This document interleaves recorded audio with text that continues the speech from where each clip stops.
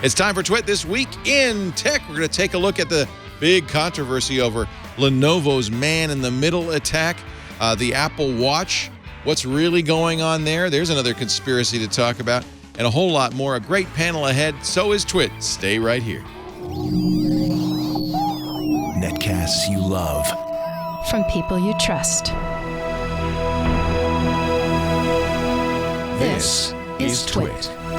Bandwidth for This Week in Tech is provided by CacheFly at CacheFly.com.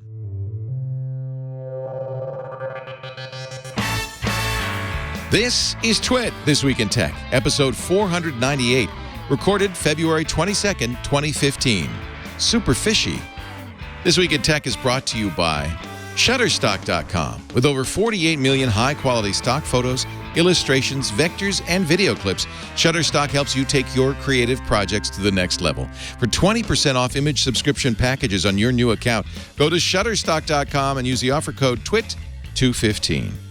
And by Gazelle, the fast and simple way to sell your used gadgets. Find out what your used iPhone, iPad, or other Apple product is worth at Gazelle.com. And by GoToMeeting, the powerfully simple way to meet with coworkers and clients from the convenience of your computer, smartphone, or tablet. Share the same screen and see each other face-to-face with HD video conferencing. For a free 30-day trial, visit GoToMeeting.com today. And by Harry's. For guys who want a great shave experience for a fraction of what you're paying now, go to Harry's.com. Get $5 off your first purchase by entering the code TWIT5 when you check out. It's time for Twit This Week in Tech, our pre-Oscar red carpet show. Ladies and gentlemen, Christina Warren is here from Mashable. Hello, Christina. Hello. Good to see you. Good to see you. I loved that story you told yesterday or Friday on TNT about your husband sharing a viral video with you and you saying, yeah, that we taped that at the Mashable offices. I was there. That's a sign, though, that your viral videos are working. They're fooling even your husband. This is true. This is true. It also is a sign that Dig removes the YouTube branding that you put on. Thanks, Dig. So if you put your own custom bug on those videos and it goes on dig.com, then the bug is no longer there. That's terrible. So how do they do that?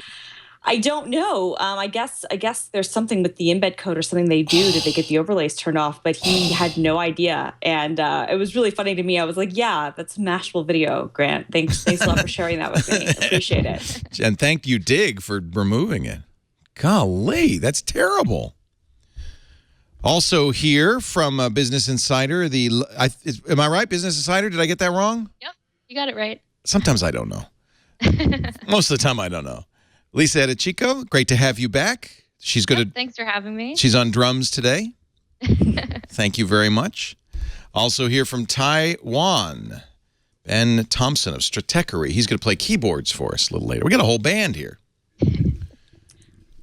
Christina and I are going to fight over the cowbell, though. I don't know who gets cowbell. You can have the cowbell. I'll take a tambourine or something. All right. Fair enough. Fair enough. Great to have you all here. We will get you off in time for the... In Taiwan, they're not watching the Oscars, though, right? No, they're quite popular, actually. Are they? They'll be on TV. So not live. Actually, live would be like 8 in the morning. No, they'll be on live. Wow. Actually, they'll arguably be easier to watch than the Super Bowl. Probably more popular. That's true. That's true. All right, I'll get you out of here. I'm wondering, we were looking at the Oscar gift bags earlier. $170,000? Yep. But if you take it, then you have to write it off on your taxes. That became a rule about a decade ago. You used to not have to count that as income. So it's about 50-50, the people that will take them and the people that won't, because it adds so much to your income. Well, and some of the stuff is crappy.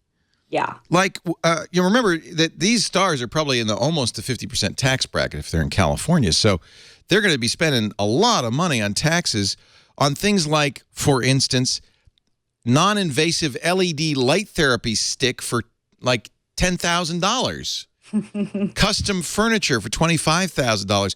$4,000 worth of lipo. But you're going to pay half of that. $1,200 bicycle.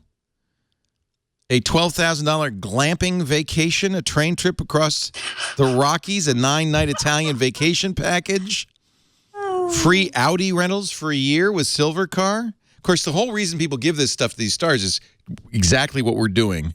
Yes, I was going to say you're promoting all these companies. The exact reason that they do this. The same thing for the gift suites.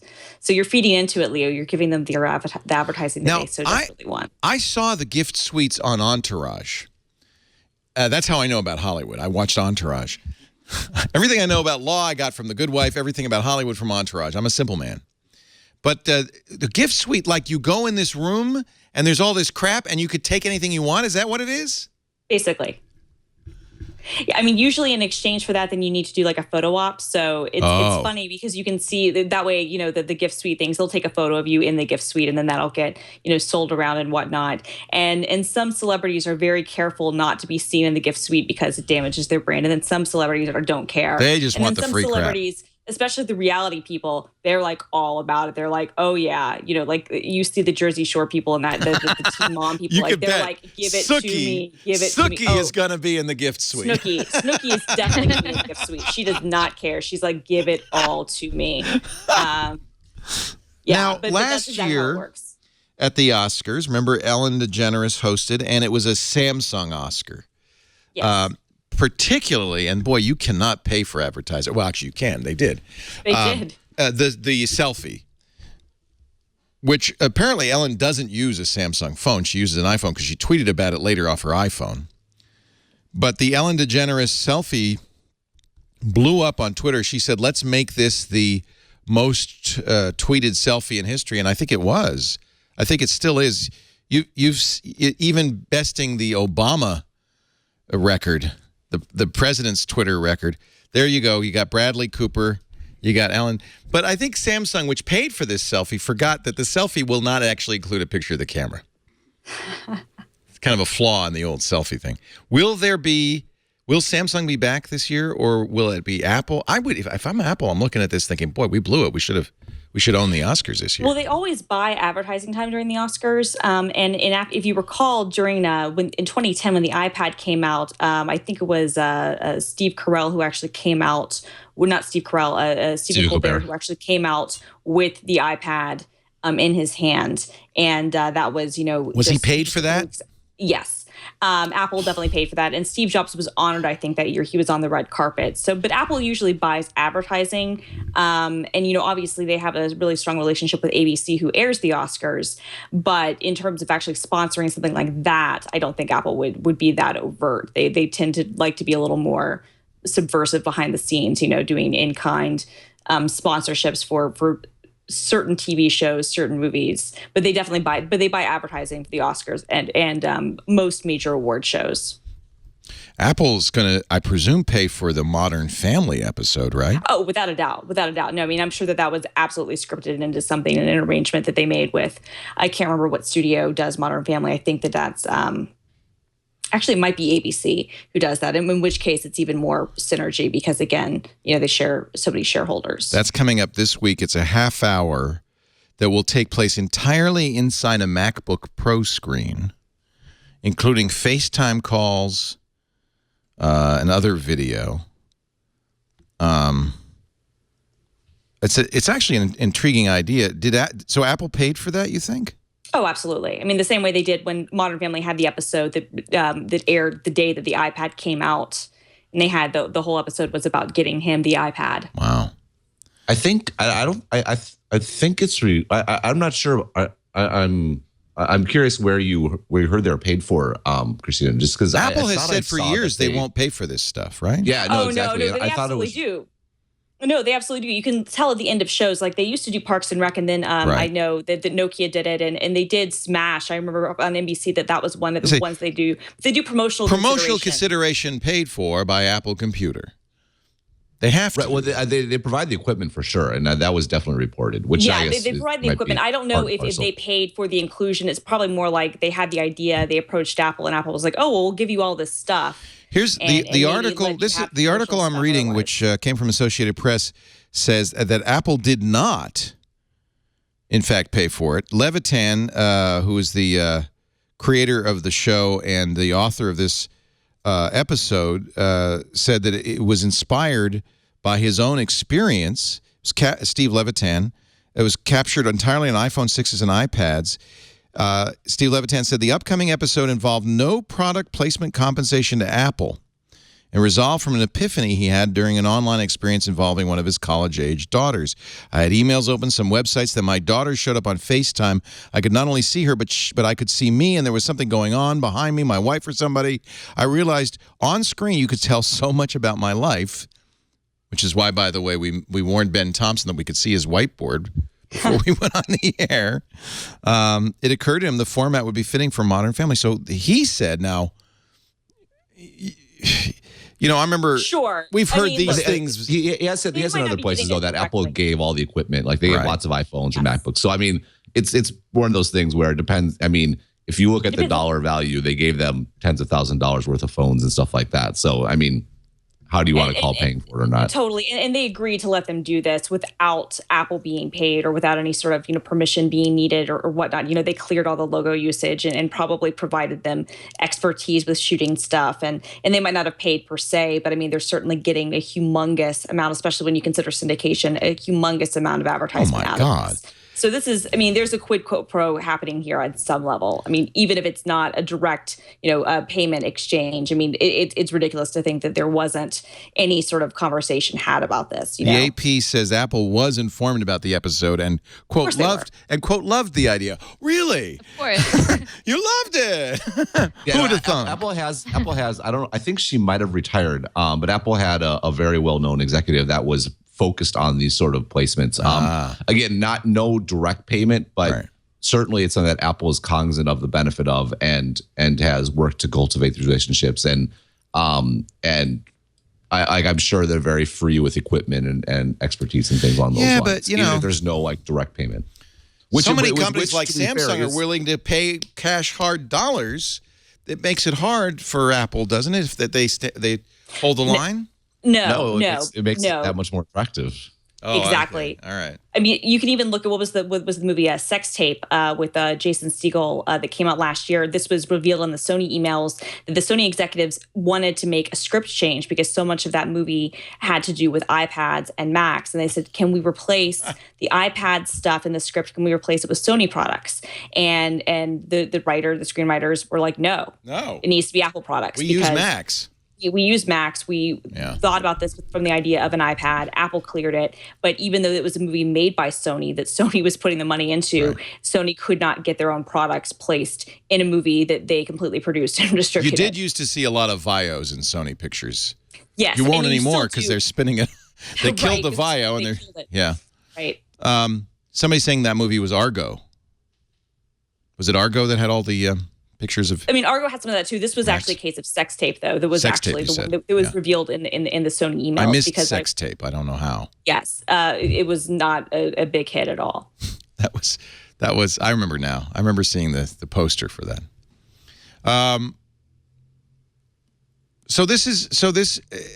What cracks me up is when you see. Sometimes you'll see a production where they obviously have Macs, but they'll cover up the Apple. You see that a lot. Yeah, because Apple won't pay money. Because Apple won't pay them. That's what they have to do on 2.5 Men and some of those shows. Any of the CBS shows, they have to cover up the logo. And the guy that creates Chuck Lorre, who creates, he does a Big Bang Theory and 2.5 Men and Mike and Molly and a couple of the other ones. He always bitches in his credit notes. Won't give me money. He does these these little blog post things at the end of his credit reels, and he complains sometimes about how Apple won't buy advertising or pay for sponsorship or whatever on their shows. He's like, oh, and I give them so much free press, and I was just like, yeah, we don't care. We're not gonna pay you to show our logo. So is it fair to say Apple only pays with promotional consideration? They give product. Yeah, I think that's probably it. They used to do other things, and look, we don't know how deep this goes. I would not be surprised if somehow, Apple didn't have an ad buy during this Modern Family episode. Right. And maybe they wouldn't have an ad buy otherwise. You know what I mean? So this is where it gets tricky, because Apple can say, oh no, we didn't pay anything for this, but we bought a 30-second ad during this show that we usually don't buy 30-second ads during. So, I mean, that's where who knows? They can say whatever they want. I think there's probably more going on behind the scenes. It certainly doesn't hurt the marketing, the sales team's relationship with Apple to have this sort of thing happening on the creative side. What were you going to say, Ben? No, I was just going to agree. Like there's when it comes to these deals, there's all kinds of levers that can be pulled, whether that be in-kind advertising on the TV show itself. It could be on any of the network's properties or magazines or anything like. There's a lot of places where you can do deals that you're not paying for placement, or you're not paying for anything, or you're not paying for apps or whatever it might be. But there's a wide-ranging business agreement, I think is the term, or something like that. And that's certainly the case. The other thing I would add is the whole product placement thing is much more advanced and much more common in Asia. You'll see, and particularly one that's really interesting to kind of track along the rise with Samsung generally has been the general track and the rise of kind of Korean culture, whether it be music or particularly TV shows, which are massively popular all over Asia in particular. And you wonder, like, well, how these, they're on these free streaming networks and they're easily accessible. And it's like, man, why are they getting pirated? Well, if you watch the shows, there's always, almost always Samsung products featured very prominently. And that's where a lot of their money comes from is through product placement. And it's not just phones; it's also like makeup products. It's the chat apps that have had a thing going on, and so like Line might have product placement stickers, things like right, that. Exactly. So there is this really popular Korean TV show that I saw a few episodes of. But it was funny because about halfway through, they suddenly started using Line to chat, which they hadn't at the beginning of the show. Yeah. And basically got popular. Then they signed this deal, and suddenly they were using Line. And suddenly it was very featured. Every time they started it, they didn't just go in the app. It was the screen at the beginning. The can't remember what it's called. It's interesting because that's a way also to get in the American market. Line, which is very popular in Asia, is not really penetrated America. But somebody Bleak in the chat room saying Line is all over America's next model. So what a clever way to kind of raise awareness of a product in the U.S. With very interesting. Yeah, no, that's definitely a common tactic over here. And there was but it's even little stuff too. Like in this show, I remember reading that it was hugely popular. Like My Love from the Stars or something like that. It's about an alien that is actually, I don't know. It was actually pretty good, I have to admit. But the main character used some makeup product that was relatively new, and like the product like doubled its sales in China. And so I mean, like it's super effective, and it's really common. And I would expect we'll probably see more of it in the U.S. Rather than less. There's a long precedent for this. I remember, in fact, it was kind of a model for when we first started Twit 10 years ago, by the way. Our 10th anniversary is coming up in April. I told this anecdote and said, we need to find advertisers like this. When MTV first started in the United States, when was that, 80s? 81. 81. You remember that, Christina, because you were 4. I was not alive. Okay, never mind. What was I thinking? I'm so sorry. It was August. It was August something 81. I just but she know knows. That for some reason. He wasn't alive, but she knows. Anyway, there was this candy that was grandma's candy. Nobody ate it, called Mentos. And they bought a huge campaign with the launch of MTV and advertised for years on MTV. Remember Mentos, the fresh maker, which was like the weirdest ad ever. But it made Mentos a hip candy in the U.S. and it exploded their sales. So there's a precedent for this. The other precedent I'm thinking about is Kit Kat. Remember when Android 4.4 came out, Kit Kat, Google said, but no money exchanged hands with Hershey's. Yeah, right. Except for the special advertising and packaging deals. Yeah, we just gave that away. Yeah. All right, this is the Apple ad that's going to show tonight on the Oscars. Actually, it's kind of cool. Martin Scorsese is narrating this. Oh, wait a minute. Let me turn on the audio so you can hear Marty. The guy with the bushy eyebrows and the black glasses. You can't do your work according to other people's values. I'm not talking about also following your dream either. I never liked the inspirational value of that. So these kids are making a movie. It was their assignment with an iPad. It's a way of trivializing the process. And $8,000 worth of mounting gear. As well as the successes, which could be harder to get through. I mean, if you're dreaming, you're sleeping, and it's important and imperative to always be awake to your feelings, your possibilities, your ambitions. Cut. I like that. Apple's a master of the soft sell, aren't they? Passion. Yep. Every day is a rededication. Painters, dancers, actors, writers, filmmakers. It's the same for all of you, all of us. So without saying in the copy one word about the iPad, in fact, this is a speech completely unrelated. Stroke is a test. But just showing these images and creating these emotional feelings, it's brilliant. So let the learning continue. That's nice. So now you don't have to watch the Oscars, everybody. Saved 8 hours of your life. You know, I think what cracks me up is when you're watching a TV show and they have a computer with a Windows logo on it. Yes. Which does not exist. Exactly. And I'm like, what is this? Thanks, Microsoft. You can't buy this. Whatever. Well, we paid money and we're going to make it's probably a Mac with a replacement top, don't you think? Probably. Oh, probably. Almost certainly.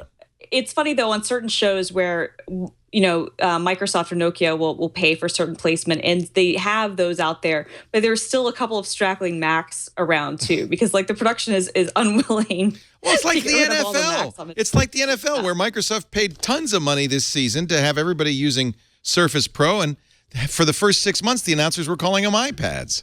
And they had to train the announcers. No, it's a Surface. They also had to train them how to use them because they were hiding their iPads behind the Surfaces.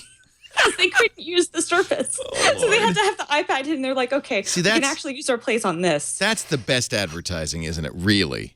Which is that everybody uses it. Everybody in Hollywood uses Right. Well, and also with Beats, the fact that Bose paid all this money to the NFL and none of the athletes wanted to wear the Bose headphones. So they had to put tape over the Beats logos. And I was talking to someone from Beats and she joked, she was like, yeah, we should sell our own tape to cover up the logos. I was like, that's actually a really good idea. Beats tape. You should have to sell Beats tape to cover up the logo on the network. Hey man, that would actually be genius. If you're an NFL player and you can't wear your Beats headphones, we've got special Beats tape just for you.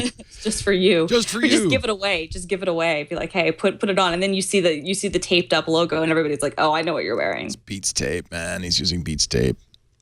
We're gonna take a break. We'll come back with more. Lisa. Let me see it the lower third because I can only if I can read your name. Eadicicco. Yep, you got it. What does that mean in Italian? I don't know, to be honest. I think it means. It means eat a bean. I think it does. It could be. I really wouldn't know. Ask your mom. BusinessInsider.com. Great to have you. I can see you're gonna have to shout to get heard in this panel here. We're all big talkers. Christina Warren from Mashable.com, from Stratechery, the best tech blog. Ben Thompson, you got to subscribe to his newsletter. It's so brilliant. And we'll get to some of your brilliant insights. I was just telling him before the show, I saw you in the New York Times. They just kind of stuck a picture in there for Harmanju writing about Google's second act. And you wrote a great blog piece about how it's going to be tough for Google to continue. Am I paraphrasing that properly? I'm actually happy to clarify. I thought it's one of those things where you write it like it's awesome that it's gotten picked up, but the headline becomes the story. Right? Exactly. So I don't think they're going anywhere. But it's there's like but Microsoft didn't go anywhere either. They actually kept increasing profits. But I want to actually talk about your article. In fact, two great blog posts the last few days on Stratechery. The Redmond in Reality, which we will talk about, and there's a lot to say there, and with these fabulous hand-done illustrations, and then Apple's new market, and this is the illustration apparently that went viral on Twitter. There you go. That might be overstating it. People like the heart, I think. I wake up in the morning and read Stratechery, just as Ben wakes up in the morning and does Twit. And, of course, there's a podcast there, Exponent, as well. We'll be back with more with all three in just a bit. But first, a word from Shutterstock.com. We love our Shutterstock subscription. We use the heck out of it. We bought the business subscription. That's 25 images a day. Everybody in the Brick House has access to it. You use Shutterstock. We use it in video. We use it in audio. Shutterstock has audio. We will use it, of course, a lot on our blog. Nowadays, visual is everything. And if you don't have a visual component to your blog post, you're kind of missing out, I think. Shutterstock is the place to get over 40 million stock photos, vectors, videos, music tracks, everything you need for your creative project. I even see, now that I'm kind of aware of Shutterstock, I see Shutterstock in film credits all the time. Even major Hollywood motion pictures use Shutterstock footage. Why not? Why hire a helicopter to fly over Hong Kong when you can go to Shutterstock, get a beautiful HD video, and pop it in? Shutterstock has the best royalty-free images for your website, a publication, advertisement.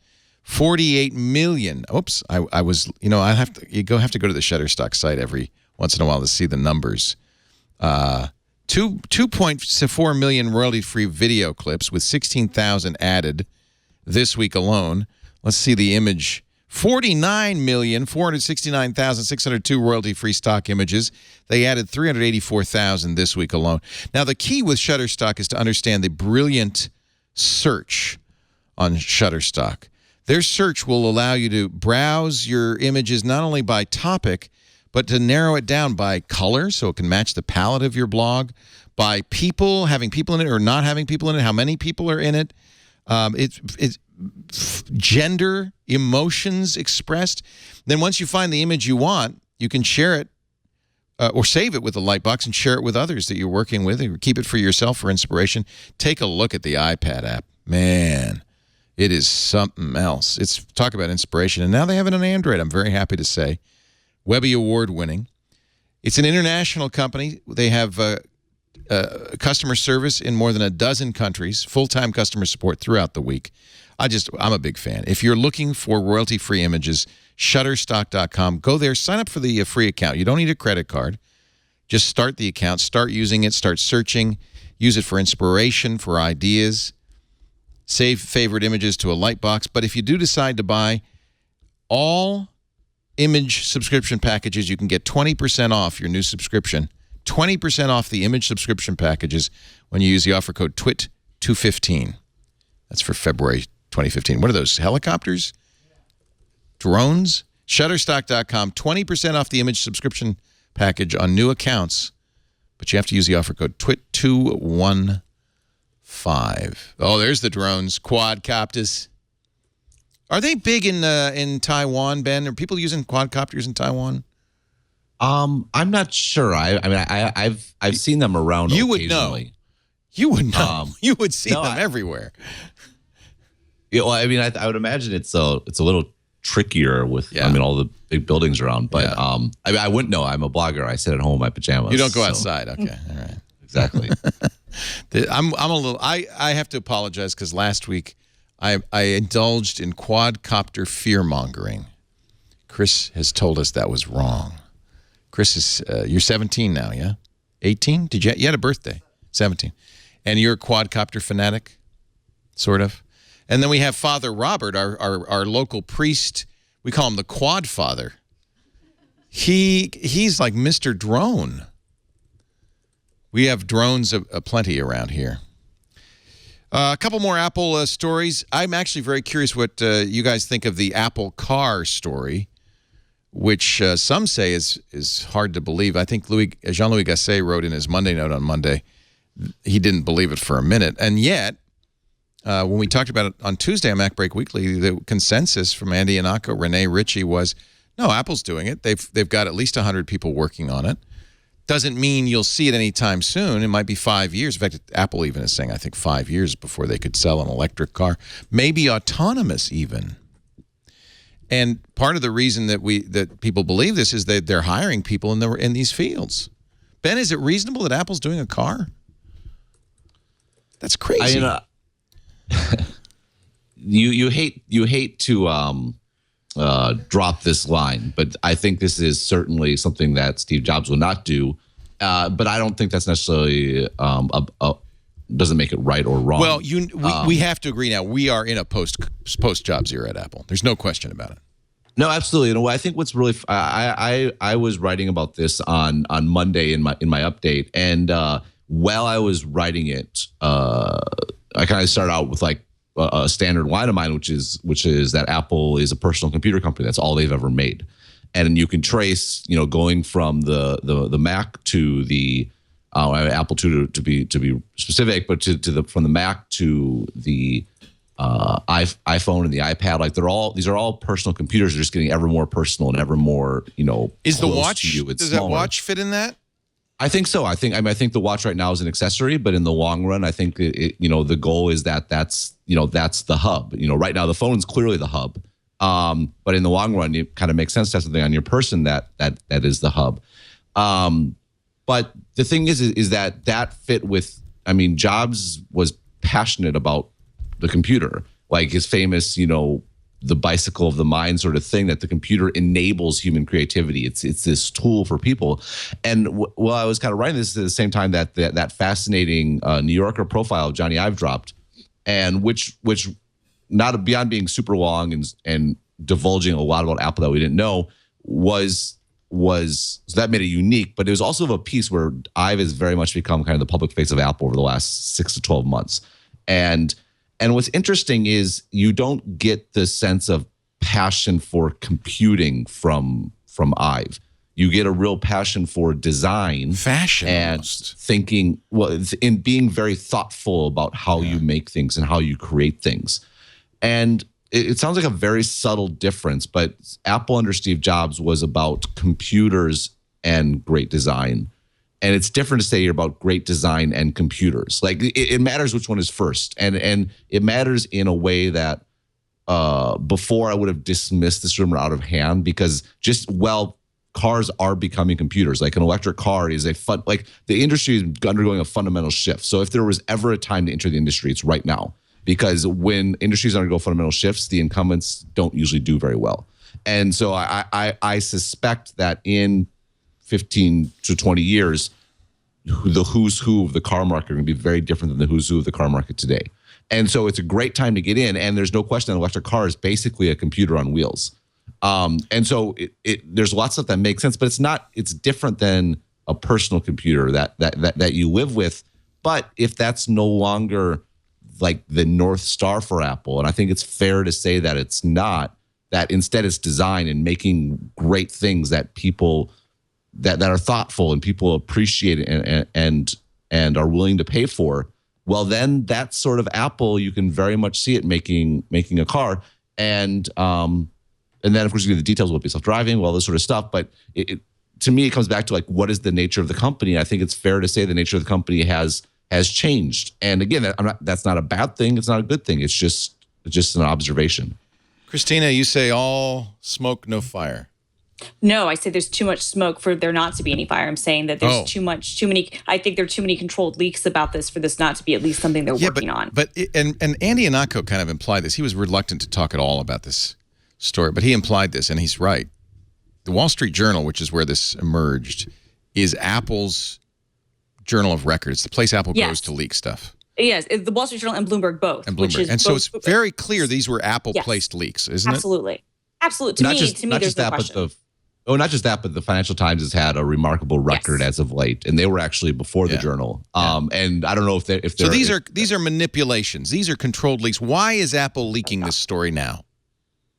Well, probably a couple of things. One, the big question everybody's having in advance of the Apple Watch launch is what's next. And so I think they're getting ahead of that story. I think the secondary. Apple. Holy cow, they haven't even released the watch. No, they haven't, but they've got to kind of. So I think they're getting ahead of that. Okay, fine, but what are you going to do next?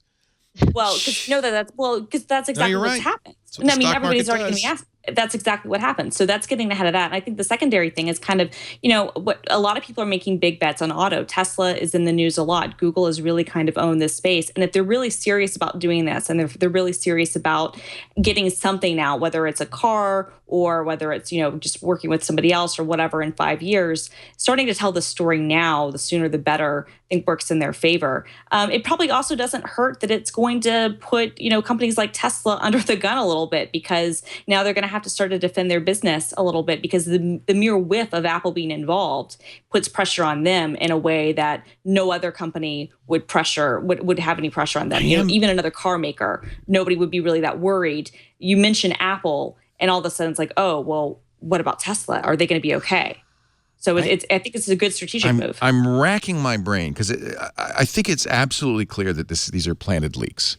Absolutely. Going back to earlier what we were talking about, Apple being a personal computing company, they always have been.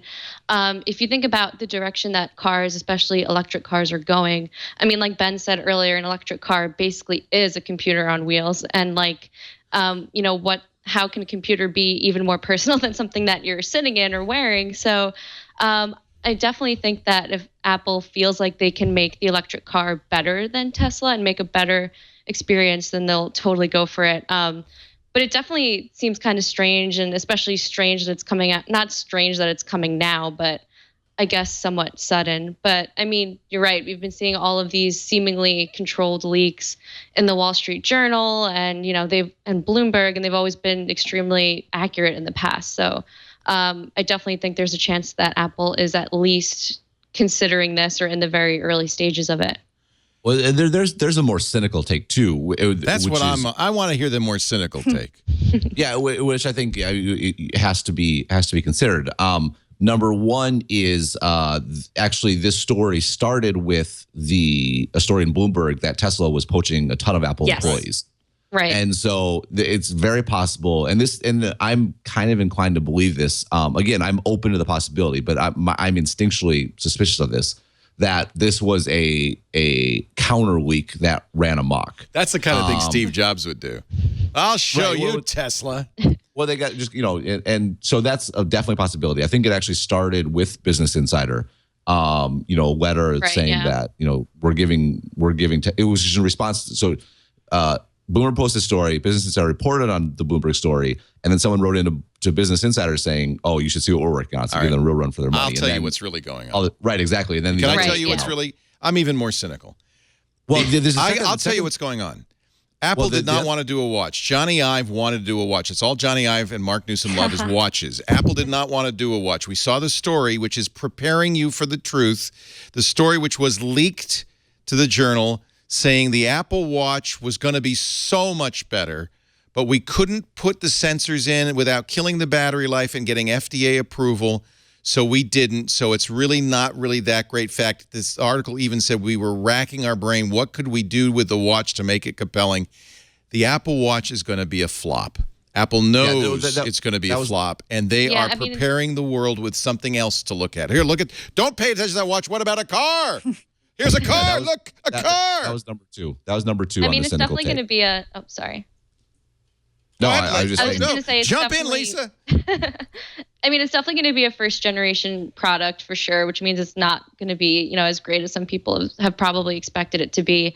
And I mean, especially for the smartwatch category, I think people were looking to Apple to kind of show what, kind of provide an example of what a good smartwatch is and what it could be useful for, because we've seen tons. I mean, Samsung's launched 6 smartwatches in a year, and almost every major tech company has one, but you don't really see people wearing them that often because, a lot of people think, why should I pay $300 for something that does exactly what my phone does on my wrist? It just doesn't seem like something people really want or need right now.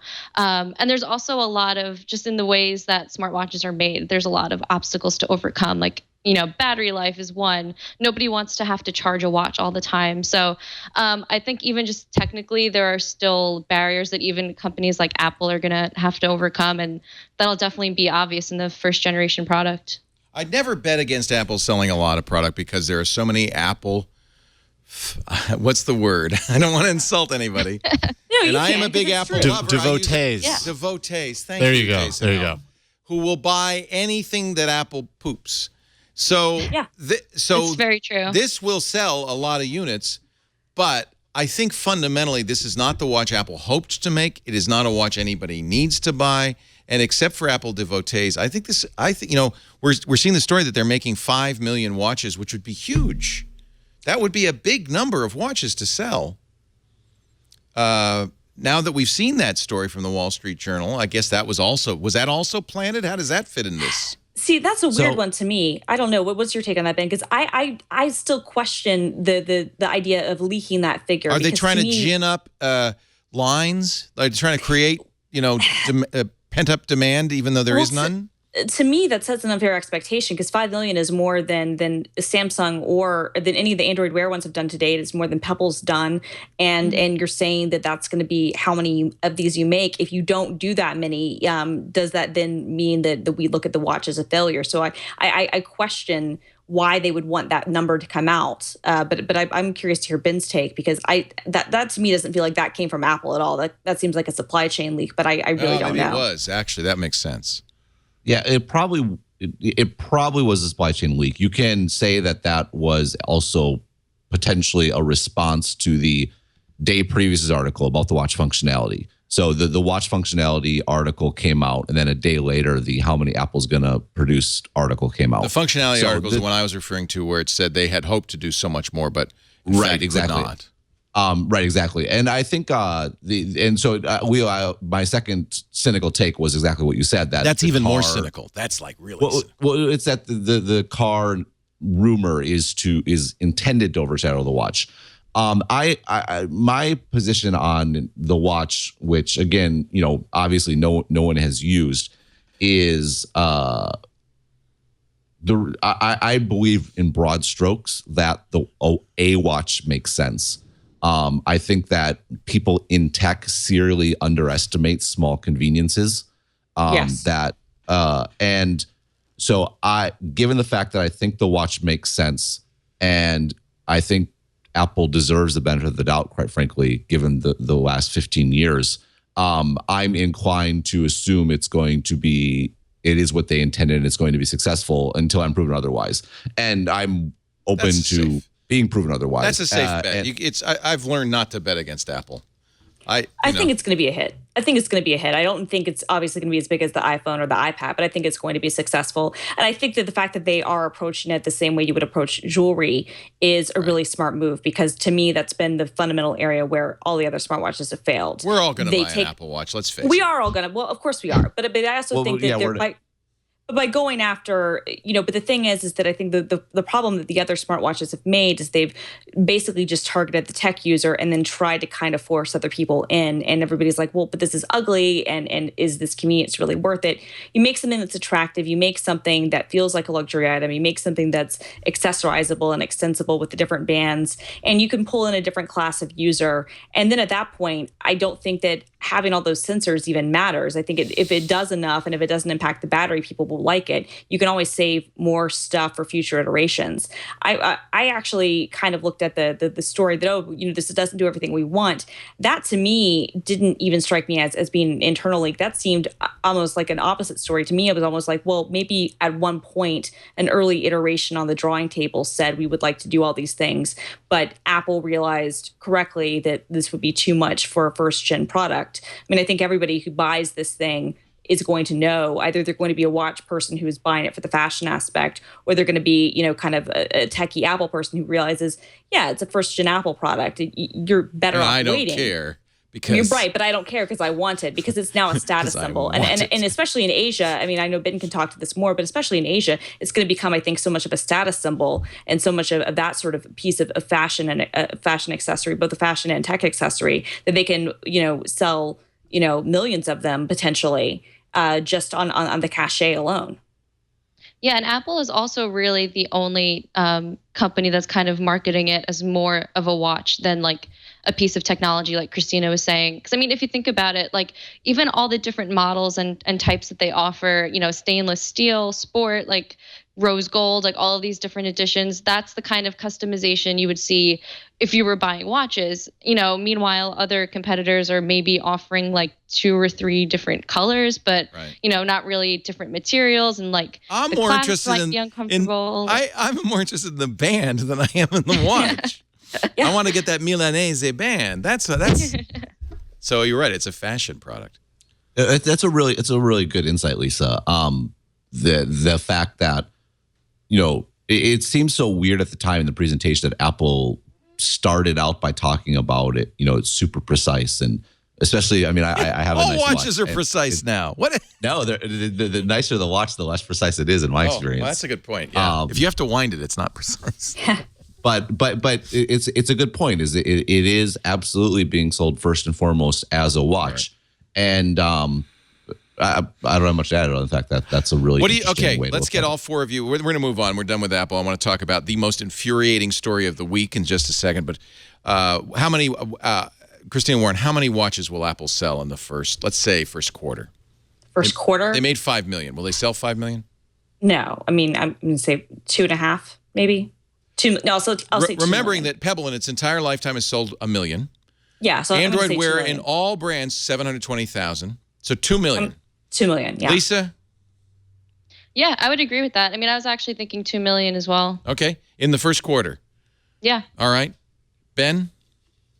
If Apple's making 5 million, I'm going to guess 5 million. Like there's one thing that, I mean, they know what they're doing. They're especially on the operations and supply side. So there's no precedent for it, but you're probably right, huh? I don't know. I mean, it's a product that is so hard. Like, it's vexed me greatly. I've written multiple articles on both sides of the topic. I thought the introduction was poorly done, but at the same time, it's kind of big picture. I think that there is something here, and yeah, I'm super fascinated to see how it goes. It's one of those things. I don't have a good handle on it. But we'll know soon, April. Yep. All right, chat room, it's up to you now. You're going to have to, I'll give you my answer after I hear from the chat room. How many, in the first 3 months, let's say April, May, June, by the end of the second calendar quarter, which is Apple's third fiscal quarter, how many watches? Well, remember, we're not going to know because they won't break it out? No, the watches in the other category with like iPods and Apple TV. Good. Like well, you can't lose them with your bet here. Frankie the Waffle, 2 million. Number 1, 4 million. Night Star and Bleak, 3.5 and 4.5 million. 5 million, 2 million, all over the place. I say they're going to sell fewer than 1 million. Fewer than 1 million. That's my prediction. No? Oh, they'll sell 1 million the first week. Oh, shut up. Okay, we're going to take... They totally will. Oh, they'll sell that in the first 2 days, the weekend. You know, you're probably right. They'll announce, we sold 1 million Apple Watches in the first weekend. And then Leo will have egg once again. I have yet to predict anything accurate about Apple in the last 10 years. I just want you to know, if I say 1 million, then it's definitely more than that. You've gone under every time, right? I always go under. Who has the over? Ben? Ben's got the over. All right, we're going to take... You have for faith. lack of anything else, I'll trust their supply chain. Faith. Fewer than 1 million in the first 3 months. That's my prediction, folks. And thank God we'll never actually know. Our show today brought to you by Gazelle. If you've got an old Apple Watch you want to get rid of, it'll be Gazelle's the place you'll go to get rid of it. Right now they buy iPhones, iPads, even broken iPhones and iPads, other Apple products. They buy Samsung phones. They'll even buy your old BlackBerry. They'll buy your Surface Pro tablet. They'll give you cash on the barrelhead. So if you've been taking your old gadgets, when you get that new phone, you just throw the old one in a drawer or whatever. Say, oh, someday I'll give it to cousin Ernie. He'll want it. And meanwhile, it's just gathering dust. You wouldn't throw $100 bills in that drawer, would you? Let him just. Oh, someday I'll give it to cousin Ernie. No, you would take that money. You would use it for something fun. You would buy your next phone. That's what Gazelle's all about. They will buy your old stuff and give you a great price. And the best part is you get that quote from Gazelle.com, fast and easy and guaranteed for 30 days, so you don't even have to decide right now. Get the quote, find out. In fact, pile a bunch of stuff in. Once you decide to sell, they'll send you a box prepaid with the postage already done, and then they'll send you a check, a PayPal credit, or for an extra 5%, get an Amazon gift card. If you buy a lot of stuff on Amazon, that's a good idea. Gazelle. And now you may ask, okay, so they'll buy all this old stuff. What do they do with it? Well, the best of the stuff, they sell back to you. If you need a new gadget, you can get Gazelle's certified pre-owned gadgets. They have two qualities: certified like new, which is basically something brand new that somebody opened and then said, I don't want it, and sold it to Gazelle. And then certified good. That's where you can get the best price. They show some Gentle signs of wear, but they work. So, and probably it's going to be in better shape than the iPhone you broke or lost. All devices, in fact, for my I wish they'd done this when my kids were losing iPhones every few months. All devices have been put through a rigorous 30-point inspection to ensure they're fully functional. Certified pre-owned devices are backed by a 30-day risk-free return policy. So you're going to get a great price, a great product, and no risk. Gazelle. You got to try it. To sell or to buy. Gazelle. Just find out what your old iPhone is worth. You might be amazed. You've been throwing $100 bills in that drawer. Well, I'm glad Ben's here because he can represent the voice of China. Why are you laughing? He's gone. The chair is empty. Stepped away. He must have known I was going to the Lenovo story, right? So I'll tell the story, and then when Ben gets back, you know what? His 3-year-old woke up, I bet. That must be. Yeah. Well, he'll come back in a moment. Ben Thompson for Stratechery is not here.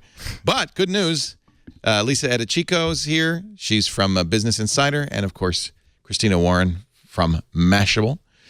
This infuriated me. Lenovo, they were caught in September and didn't do anything about it till January. And now say, oh, we messed up. We made a mistake. So sorry. Here's a fix-it tool. What did they do? They put software. Now, remember, there's a huge price pressure on PC manufacturers. Their margin on consumer-grade PCs, the low end of the market, is practically nothing. You're buying an HP Stream for $200. That bill of goods is probably $200. So companies make up the difference. They make some profit by putting trialware on your system. We've all seen how junked up Windows computers can get with McAfee antivirus. I've even had Windows PCs with 2 antiviruses on them, and all sorts of crap. But this takes the cake. Lenovo, we don't know when, but apparently started putting something called Superfish on their consumer-grade laptops. What does Superfish do? Well, first of all, what it does is incredibly annoying. It puts ads on sites you're visiting that Lenovo put there, that Lenovo makes money on. So you go to visit Twit, and you'll see ads that aren't on the Twit page because Lenovo has put Superfish on its laptop. That's bad enough. But the thing that's really infuriating is in order to do this, Superfish creates a man-in-the-middle attack. They actually break secure socket layers. They break SSL. And so they intercept not only normal web traffic, but secure web traffic using a self-signed security certificate, by the way, easily spoofed by attackers, so it opens a massive security hole on your system. And if you think when you've been using your Lenovo Y50, which was one of the devices that this was on, if you think that your conversation with your bank was encrypted and safe, or your conversation with Amazon, your credit card information encrypted safe, it wasn't. It wasn't. Lenovo put software on it that broke SSL. Lenovo said their benefit from this was minor, so that's even stupider. They should have made millions out of this. This is appalling. Security researchers have already demonstrated how attackers could use Superfish to create an attack. Lenovo says they're not yet aware of any attacks targeting customers. Doesn't matter. Doesn't matter. Now, Lenovo has responded in January. They took down the server that was doing this intermediation, and they have posted on the Lenovo website information about which products are affected. It's not, by the way, the business products, ThinkPad, ThinkCenter, Lenovo Desktop, ThinkStation, ThinkServer, and System X, according to Lenovo, are not impacted. I'm not sure I would trust Lenovo at this point in anything. And they do give you removal tools. And if you follow the link on their site, a long list of affected notebooks, E Series, Flex Series, G Series, M Series, S Series, U Series, Y Series, Yoga Series, and Z Series. Many of the machines all affected by this. A self-signed root certificate breaks SSL. It is offensive in the highest degree, and it is appalling that any company would do this with full knowledge of what they were doing. And I don't care if they've apologized and stopped it. They stopped it because they were caught.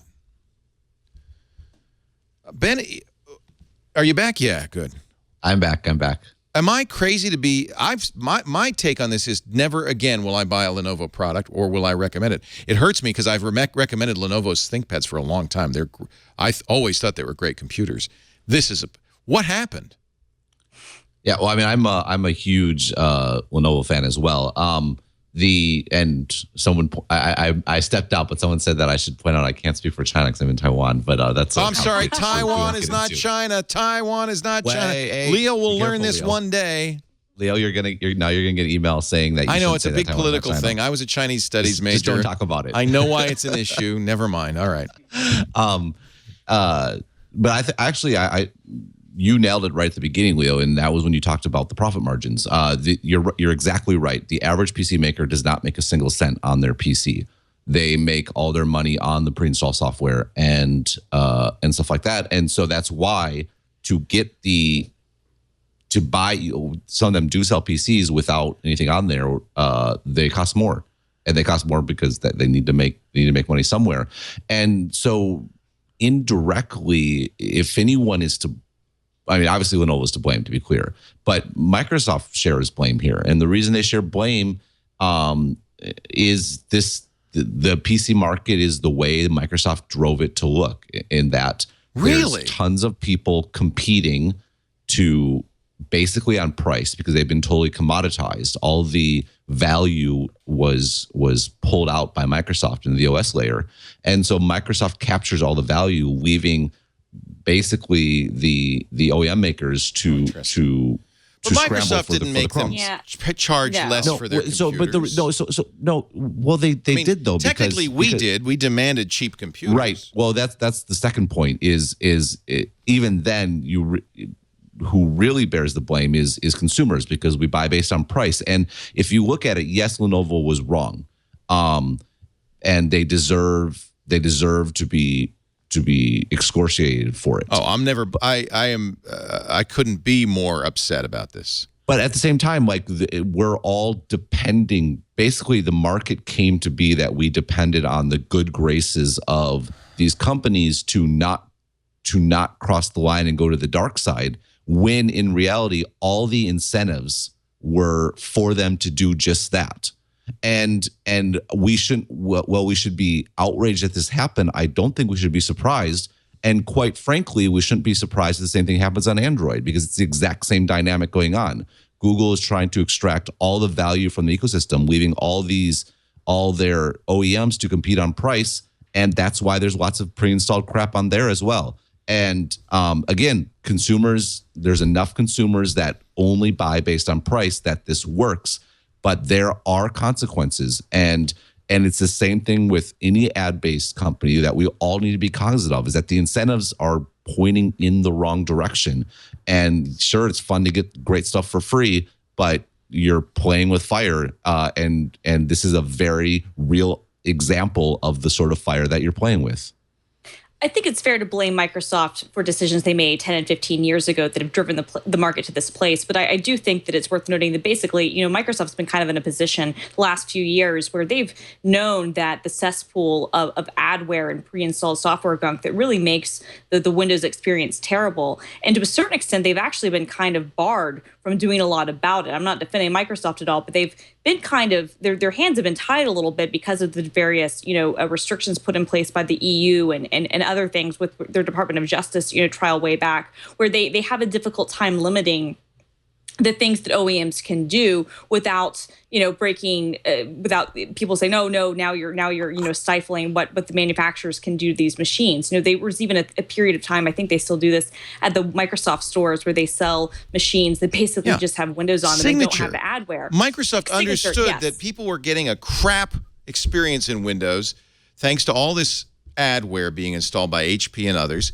So they created this Signature program. And in fact, Lenovo does sell computers at the Microsoft store under the Signature program. And it's plain Windows. You pay more for it.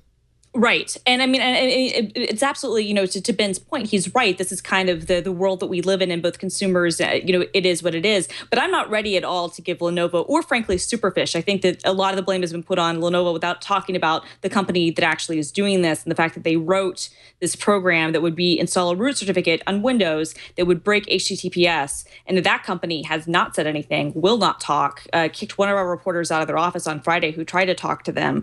And I think it's worth looking into how many deals do they have with other OEMs. But it opens up to me a broader question of, Lenovo should not be off the hook and shouldn't be, just because it's the game doesn't mean that you don't pay for the consequences. The whole point is everybody's doping, just don't get caught. And if you get caught, you're going to do time for it is basically how it works. And that's why I think we should boycott Lenovo. We should put them out of business as a very strong message, not to Lenovo, too late, to every other manufacturer, that this is the price you pay. Sony got away with this, putting a rootkit on games for DRM, and they it was music CDs. Music CDs. That's right. It was even worse. It was even worse than a game. It was a music CD. If you put it in your computer, put the rootkit on. But yeah. And they got away with it. I don't think we should not have let Sony get away with it. We should not now let Lenovo get away with it. By the way, the only statement came to Ars Technica's Dan Gooden. The only statement from Superfish, attributed to the CEO, Adi Pinhas. Superfish, by the way, although they have an office in Palo Alto, is an Israeli company. Yeah. And the statement said that Superfish is not a vulnerability. It is. There has been significant misinformation, this is his statement, circulating about Superfish software pre-installed on certain Lenovo laptops. Software shipped on a limited number of computers in 2014.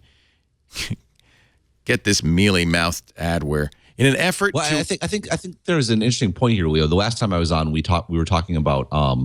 I think it was when David Cameron was calling for a backdoor for law enforcement to use. Yeah, and I think this is a backdoor.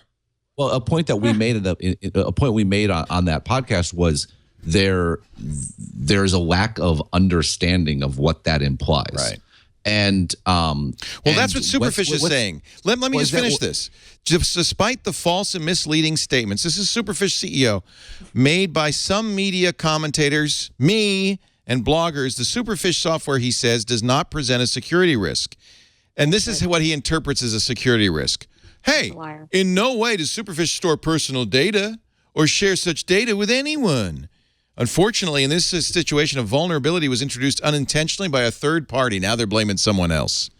Both Lenovo and Superfish did extensive testing of the solution, but it wasn't identified. This is, by the way, this is really reprehensible. This guy is now hiding behind some unnamed third party. Oh, we didn't do this. We didn't do this. The worst part is I bet most people that own Lenovo computers, people outside of, the tech world that aren't like us, don't even understand what's going on. I mean, how many people really even understand what encryption means or any of this? And it's really putting the consumer in a super vulnerable position. Because, I mean, when you think about the types of connections that are being broken, those are banking sites, those are online shopping sites.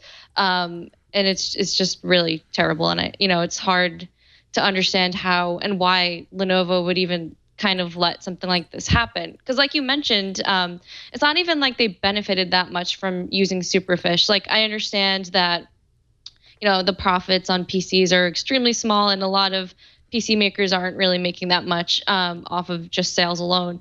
But it's not even like they're making that much money off of Superfish being on their computers. That's what's really pathetic, isn't it? And the fact that they've gotten caught hurts them so much because now people aren't going to want to buy Lenovo computers. So in the long run, it's totally a huge mistake. Obviously, a huge mistake. On Thursday, Superfish officials said they stood by a statement issued by Lenovo. This is Thursday. Quote, we have thoroughly investigated this technology and do not find any evidence to substantiate security concerns. Within hours, Lenovo yanked that sentence. Yes, they did. And their CTO said, oops, we blew it. We're sorry. It is a security problem. Yep. It is. Whenever this is a man-in-the-middle attack. It is. Perpetrated on every Lenovo user. And Lenovo makes great products too. That's the sad thing, especially, for business computers like the ThinkPad line. Like, they make some of the best, computers for businesses out there. And I'm sure that consumers are definitely not going to want to, buy their products anymore. What about Motorola? Lenovo owns Motorola. Does this mean I think there's an Occam's razor explanation here, which I'm trying to get to, and that is, I suspect that, and this is why the incentive stuff matters. Like, incentives don't matter because I'm incentivized to go rob a bank, so I rob a bank. Of course, I know robbing a bank is wrong, and I suspect that Lenovo's CEO and CTO knows that doing this is wrong. And I don't think they were sandbagging. I actually suspect that they just did another pre-install deal, and that's exactly what it was. They didn't really appreciate what was happening, and that's why I drew the connection to the David Cameron podcast. Like, there, even among people who should know, there's not really an appreciation for what security means and how security can be compromised. It's just something that people don't know about, and so I actually suspect that it was just another deal. Someone made it. Maybe someone at Lenovo knew. I actually honestly doubt it was someone that high up, because as Lisa just said, like, it doesn't make any sense to do this. It's way too high risk. And I mean, for the cost, I mean, we have nationally acclaimed podcaster Laporte calling for. But wait a minute. Well, hell with that. I did it on the radio show, which is heard by a lot more normal people. But wait a minute. Even if they didn't know about the man in the middle, isn't it wrong to put ads on a website that weren't there originally to make some money? Isn't that wrong? It is. It is. That's what this stuff was supposed to do. That's the legitimate use of it. And their explanation was terrible.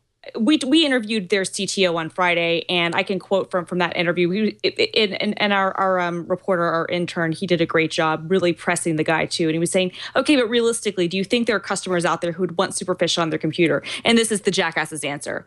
I think there are many customers out there who are interested in having tools that help them shop, tools that help them do what they're doing better. Whether that's specific to one user or not, that's a different story. They're still like trying to play, I mean, their answer, their pat line, which is, we thought people would love this product, is such complete BS. I mean, they were installing this for do you one want reason, additional ads on a website? What do you think? Right. Yeah, I mean, that's just like generic PR speak. It sounds like. Here's the answer. The answer is, I mean, nobody wants to see more ads, especially ads that aren't supposed to be there in the first place. And it's just like, I mean, it seems really selfish on their part. They're not even really considering like the damage that has happened from this, and it doesn't really seem like they care based on their public response so far. No, here's the answer. The answer is, which he didn't say, and because no one can say, is, yeah, we put crap on there because people are cheapskates. Like, that's the issue here. That's the underlying issue. That's why this is on there. Forget all the stuff that happened in the meantime. The issue is that people go into Best Buy or wherever and they buy the cheapest computer. And guess what? You get what you pay for. Yeah, but that's the same excuse used by ISPs who do the same thing. But that's you won't pay us enough for internet access, so we're gonna have to monetize you by putting ads on websites you visit. Well, it doesn't make it okay. It doesn't make it okay. But my point is, like, you as an industry, if you set, like, this is why incentives matter. Like, all the incentives are in place for this to happen. It was inevitable that this happened. It just happened to happen to Lenovo. Microsoft lobbied hard to get manufacturers to support the Signature PC program to a resounding no interest. No interest flows from consumers because consumers didn't want to pay for it. So you're saying my whole point is they were faced with they would make computers no one would buy. It's like people constantly complaining about airlines. You know why airlines suck? Because people don't pay for differentiation. American Airlines try to do bigger seat width. They advertise on it. Right. No one wanted to pay for it. Continental advertised on better service. They went out of business. They merged with United. Like, the reality is that we have no one to blame but ourselves. And it's very gratifying to get in our soapbox and say, gosh darn you, Lenovo, you should have done a better job. But the truth of the matter is, we brought it on ourselves, and and all this stuff is on us. The loss of privacy on us. All this stuff on us because we don't care or we're not willing to pay for it. And quite frankly, if I sound upset, it's because I am. Because when you get to things like this, this is an issue where the majority kind of rules. Like, take something like Google. Google is an unbelievable, fantastic, amazing resource. Or Facebook. Like, everyone is on Facebook. Like, I don't have a vote. Like, if I want to use these services, and even if I were willing to pay for them, I know that I could never do so because the reality is the vast majority of people don't care and don't want to pay. And this stuff is it. That's why it happened. It's why it's going to continue. But somehow to happen. Apple is able to charge a lot more for its computers and sell them. And because they charge a lot more, they don't need to do any of this chicane. You know, because Ben, they're highly how come? differentiated because they're the only ones that make OS 10. And they have an exclusive. But here's Exactly. my question, Ben. I could buy your argument a little bit, and I understand it. Yes, it is easy to go after Lenovo here, and I think we should, because frankly, to me, the problem is not so much that they did this; it's been their response after the fact. It's been the fact that even in our interview with the CTO, he still was trying to claim, oh, well, just because you could theoretically take advantage of this doesn't mean anybody has, and so it's really not a security issue. Like, they're still trying to skirt the issue, which is completely and totally, to me, the wrong way to do it, and is absolutely. Well, it's kind of like saying. Just because, hey, I'm poor and I can't afford a hamburger, so I'm going to stick you up. Right. Give me that hamburger. But and then saying, well, it's not his fault. He's poor. But my question is, I mean, I could understand a little bit if this was something that they were doing, this particular program, they weren't investigating what these things were doing, if it were even some of their lower end products. But this is basically on all of their machines except for the ThinkPad line. So we're talking about Yoga 2s. We're not talking about, cheap computers. We're talking about, in some cases, Ultrabooks that sell for as much as MacBooks. So we're not talking about something where, to me, it seems clear that this is even something we can blame just on them trying to keep their prices low. They were doing this across the line. But beyond that, even if you are going to do these things, don't you think that there is a responsibility, especially by the companies involved, to look into what are they doing and how is this stuff working on the operating systems they're installing it on? I mean, even if you let's say that they did want to install this, that's fine, provided it's not going to break HTTPS. To me, the question, what scares me is that a company like Lenovo is not doing any due diligence at all to make sure that the software it's pre-installing is not breaking fundamental parts of security. And if Lenovo is doing it and they've done good things, then how can we trust no-name OEMs to not be doing things that are 10 times worse? And what does that mean for the average consumer who goes to the store and buys something and doesn't have any, I guess, sense of security whatsoever to know that what I'm buying is not immediately going to be unsafe as soon as I plug it in? I completely agree, and I said at the beginning, and perhaps my verbosity clouded that fact. Like, Lenovo deserves the blame here. Like, they screwed up. They screwed up royally. They should have copped to it immediately. And so I completely agree with you, Christina. I'm more making a broader point that we shouldn't be surprised that this happened. One. And two, I think this is a great example. I suspect this is a great example of the general ignorance about security and what security entails.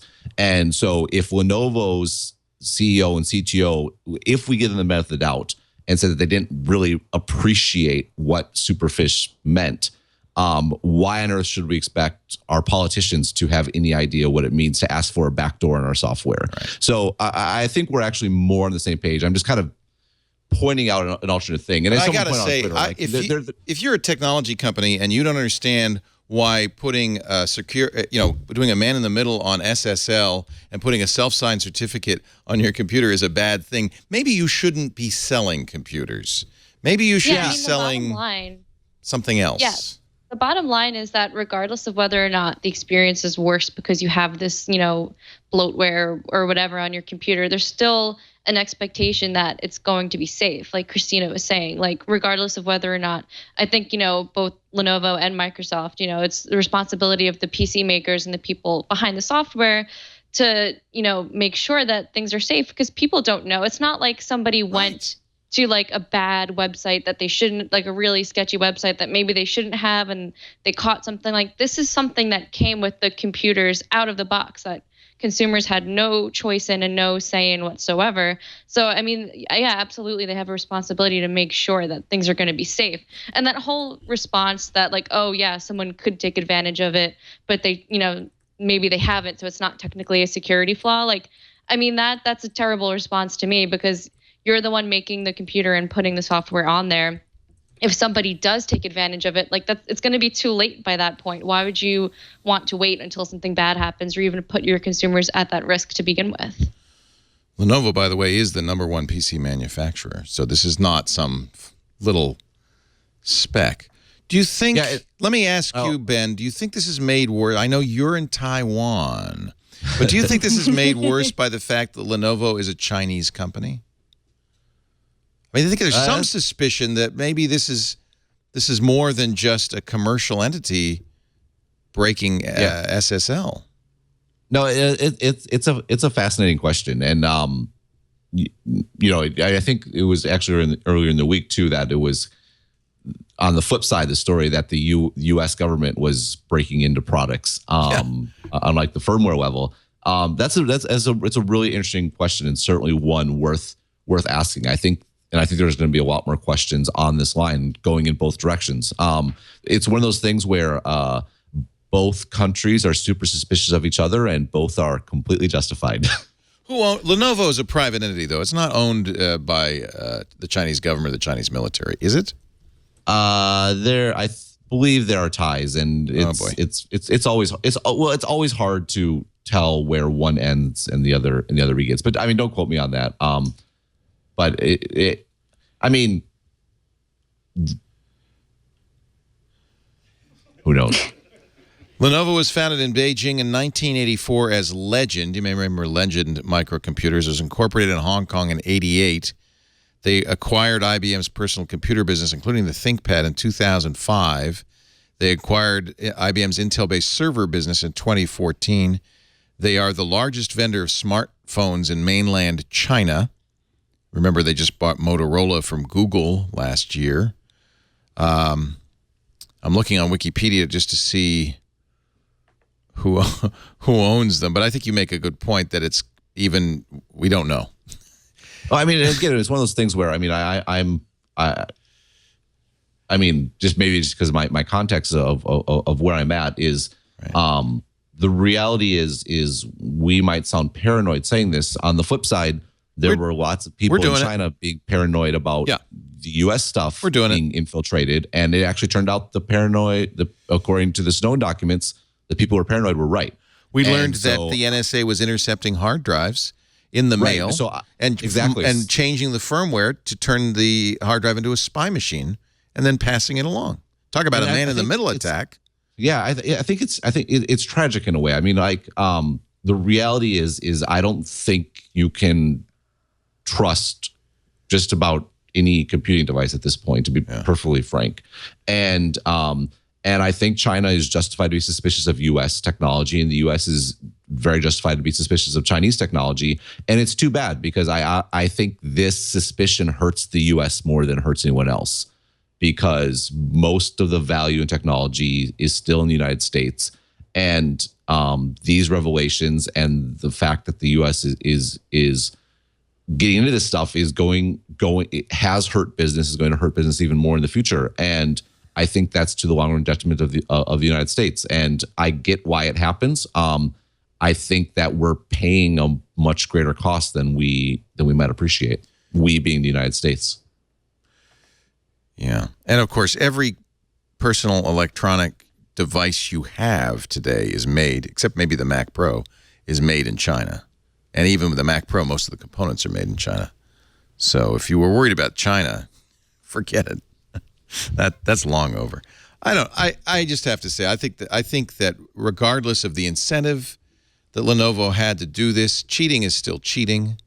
Doing this is still wrong. Whether they knew or not is not to the issue. I think this is unacceptable, and I will no longer recommend Lenovo products. That's all I can say. I have to think about Motorola. I really like Motorola products. I agree. It's unacceptable, but I guess my point is I think it was inevitable.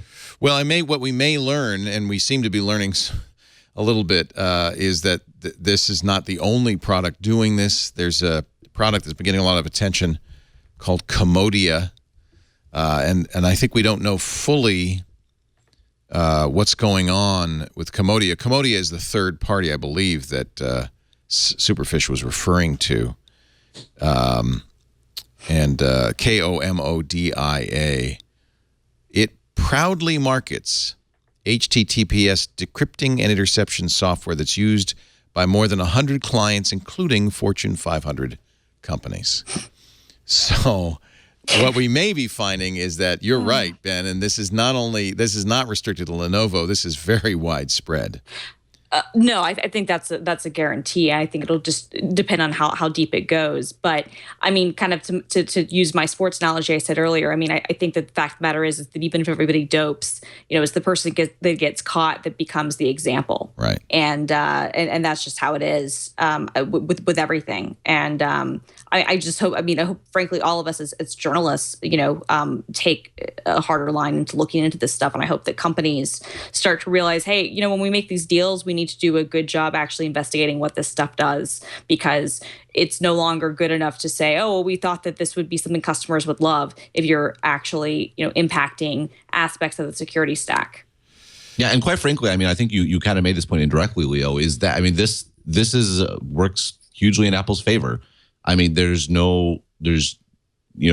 every time when these stories comes out and it's not a Mac, and you see Tim Cook making this point much more explicitly recently, including a week ago at the Cybersecurity Summit. Like, the fact that Apple doesn't make money this way makes their incentives more consumer friendly in this regard. And yeah, I get that there's an access that some people can't afford it, and to have free stuff is great, and that's absolutely true. But there still is this incentive challenge, and as things do get more personal, more of our life is lived on and through computers.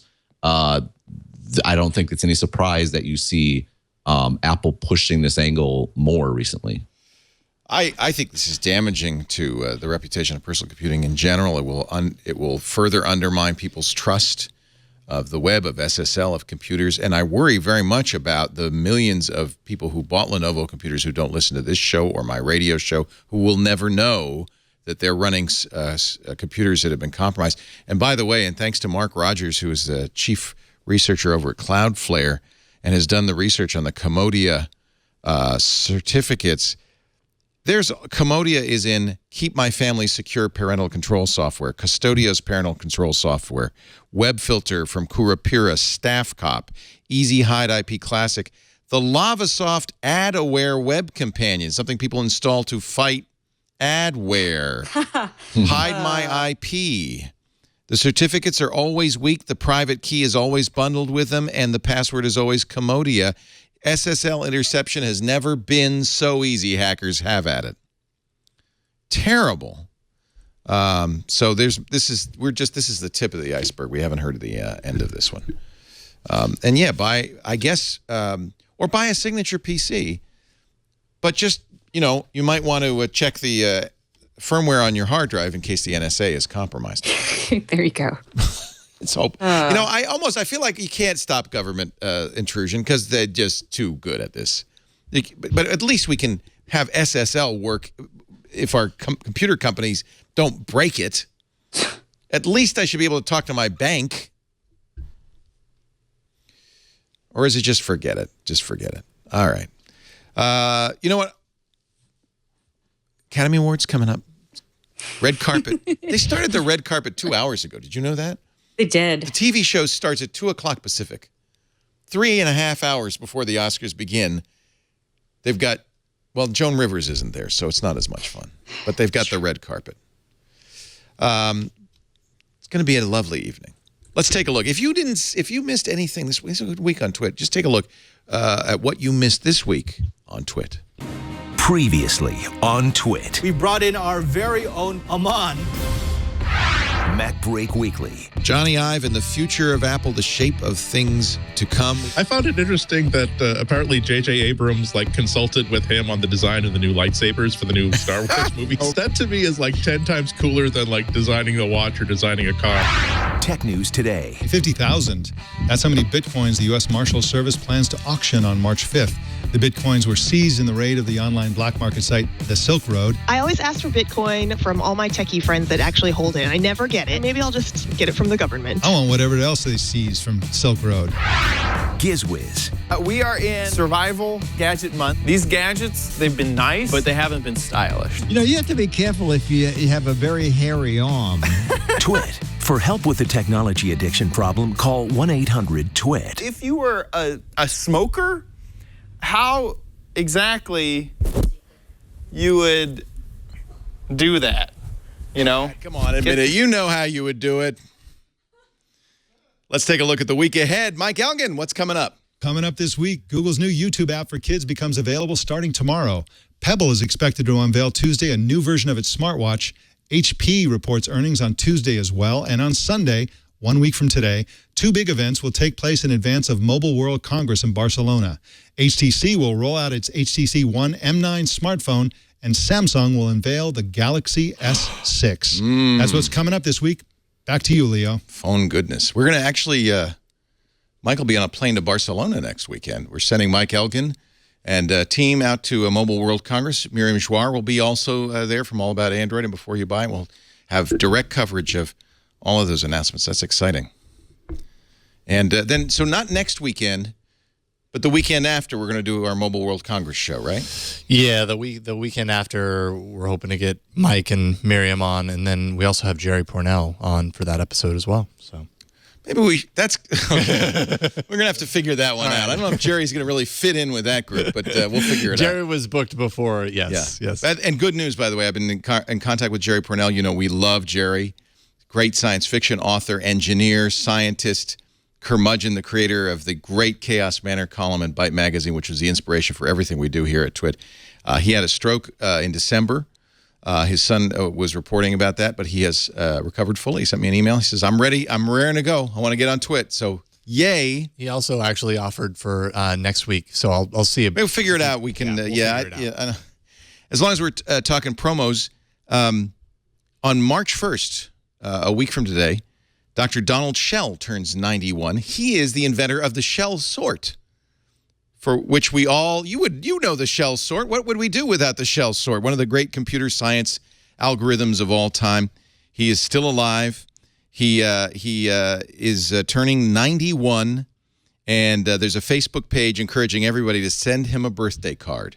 So we so often talk about the very public people in the technology industry, but you know, there's people behind the scenes like Donald Shell who've made a huge difference. So a little public service announcement. Happy birthday, Donald Shell, next week. He turns 91. Our show today brought to you by GoToMeeting, the simple way. Boy, you know, with the weather the way it is right now, I think GoToMeeting must really enjoy a spike during winter. Bad weather, closed roads, people homesick. Getting your team together for a meeting could be a logistical nightmare, but hey, you still got to get stuff done. Just because there's 18 feet of snow in Boston does not mean you cannot get your job done. Well, thank goodness for GoToMeeting. You can join a meeting anywhere from a computer, a tablet, a smartphone. You turn on your webcam. You can read the room with HD video conferencing. I mean, you really can see people's faces, their posture, their body language. You can share your screen, so it makes it easy to demo new products, explain features, review documents, give you that beautiful PowerPoint presentation. GoToMeeting, it's as simple as clicking a link and you're in the meeting. Audio, video, everything. Even if your team is stuck at home or snowed in, they can use Citrix GoToMeeting to meet with clients and coworkers online everywhere. We love it. Frankly, every meeting we hold now, we want to use GoToMeeting so that people, you know, we can just turn on the cameras if we need to. It's the quickest, most efficient way to collaborate and get your work done. And now you can try it free for 30 days, and you don't need a credit card. You don't need an offer code. Just go to GoToMeeting.com and click the Try It Free button, and you'll have your first meeting up and running in minutes. Actually, just keep this in mind. You know, Monday when you're at work and you say, oh, let's have a GoToMeeting. GoToMeeting.com. Try it free for 30 days right now. GoToMeeting. I was just looking at the Microsoft Signature Edition page. Microsoft knew this was an issue. Clean, fast, protected. I mean, they even say words that imply, you know, and by the way, no man-in-the-middle attack on these machines. No trialware, no junkware. It's fast. Always protected. And Lenovo is available, by the way, at the Microsoft Store. Part of the problem with this is you have to go to the Microsoft Store to buy it. It's not in any of the places people buy PCs. All right. Just thought I'd take a look. We are talking tech with a great panel. Lisa Eadicicco from Business Insider. I'm still practicing. Great to have you. From Stratechery. Yeah, thank you. Yeah, thanks for being here with your drums, which you still haven't played for us. But really, is that Rock Band or are those real drums? No, they're real. It's an electronic kit. So, I mean, you guys wouldn't really be able to hear anything anyway, even if I played. That's even better. It's kind of funny. You watch somebody play the drums. And last night I went to see two bands, all women. Zepparella, which is a Led Zeppelin tribute band, with a drummer that is amazing. She was incredible. And then Hell's Bells, with AC/DC tribute band. It was awesome. Do you play in a band? No, I mean, I did in high school, but it wasn't like anything. You just get angry once in a while and you got to pound the skins. Yeah, that's what it is. I want to pick something upbeat here. I said, spies stole the keys to the encryption castle. Omnipotent hackers tied to NSA hid for 14 years. It's just depressing. I'm trying to find something fun. Sony. That's not depressing. Christina Warren is also here from Mashable.com. So the blowback from the Sony Pictures Entertainment hack has started. Amy, was her name Amy Lucas? Amy Pascal. Pascal lost her job. Yes. Poor woman. She is totally a fall guy. Oh, completely. I would be surprised if Michael Linton, who's the studio chief, I'm not sure if he's going to last or not. I mean, he might end up getting canned. They couldn't can both of them right now. She still technically is with the studio. They gave her own shingle, kind of golden parachute, where she gets a number of people under her, a few pictures a year. And it's not her fault. But then she sent the email saying Angelina Jolie was a hack. That probably wasn't very good. It is her fault. It is her fault. She was in charge. Wait a minute! You're going to let Lenovo off the hook because we wanted cheap PCs, but you're not going to. But you're going to put Amy Pascal. I am jail? not letting Lenovo. I am not letting Lenovo off the hook, and I'm sorry I wasn't strenuous about that. Lenovo deserves blame, and I completely agree with. But Christina, we share some of the blame. You're saying. I'm just saying there's a systematic issue here, and quite frankly, there's a systematic issue when it comes to company security as well. Yeah. The problem with security is it's very hard and it's very expensive, and the benefits of a good security policy is that nothing happens, and that's really hard to value. On the flip side, though, the money you pay for security goes right to the bottom line, right? As in, it decreases the bottom line. You get nothing for it, and that's what you wanted. Right, exactly. So the incentives for an executive who needs to make a certain number is to deprioritize security. And so really, we should be glad that she's being held to account. And we should cheer for the Lenovo CEO to be held to account. No, she's the fall guy. Here's the thing. Ironically, I mean, Ben is sort of right, but the truth of the matter is that if Sony had a better year and if their films had done better, then her job would have been secure. True. So, I mean, honestly, that's really what it comes down to. The fact of the matter is that Spider-Man, Amazing Spider-Man 2 was a flop. The studio had lost money quarter after quarter. Even before the debacle with the interview, that wasn't looking like that was going to be the hit that it needed to be. Her job was frankly already in jeopardy when it was going to come up for her renewal. I think in June, they just decided to can her early, and she could take the fall. The big question will be: does Michael Linton, who's actually in charge, does he get fired or not? I think at this point, as the CEO of Sony is probably a little bit reticent to get rid of everybody who's running things. But as people in the chat said, she fell upward. She and is taking it quite well. She's an adult. This is Hollywood. This sort of thing happens. This is not the first time that studio executives have had these sort of issues. She'd held the post for a really long time. She knew, absolutely. She knew that as soon as the Rudin emails were leaked, she knew that she was going to become the fall person. So she didn't write that Angelina Jolie was talentless. Rudin wrote that? Scott Rudin, who works with them but does not work for Sony, was the one who wrote that. And then she actually defended Angelina a little bit, but that was, she and Scott Rudin have had a long friendship, and as I can attest, having gone through all those emails, it's it's kind of it's what you write. It's what people write in their email. You say, but even that one, to be fair, that one got back to Michael Linton, and even he emailed both of them and said, "I cannot believe that you two would put this in email. What is wrong with you?" What is wrong? Even he was like, and this is before the hack. even Michael Linton was like, both of you should be ashamed that any of this was ever an email ever, because even he was like, this goes too far. So Sony is having a lot of financial issues. I mean, this is a company in trouble. They had last week their big corporate strategy meeting, and some information has come out of that. They say they want to, and I think it's a good goal, increase their profit 25 times in 3 years. So that's a goal. I would like to do the same. The strategy, well, there are two things in the whole Sony world that are doing well. What do you think those two things are? You guys know. PS4 and life insurance. Yeah, life insurance. Actually, insurance is what keeping Sony afloat, right? They're a big insurer in Japan. Insurance and credit cards, yes. Camera sensors and PlayStation 4. Or 3 and 4. Camera sensors, yeah. Camera sensors. In fact, here I have a Sony camera. Every one of our phones pretty much has Sony sensors, including the Apple phones, right? They all use Sony. Yep. So they've grown there, but smartphones, they're spinning off. They already killed computing, right? They're probably going to. Are they going to spin off Sony Pictures Entertainment? Probably not. They're going to keep entertainment. They're going to keep that. They're going to. If they could just get past Spider-Man 2, they'll be all right. They've got enough IP there. I mean, the thing is that the studio game is one of those games where you can be down one year and up the next, and it's a long play. Exactly. Yeah.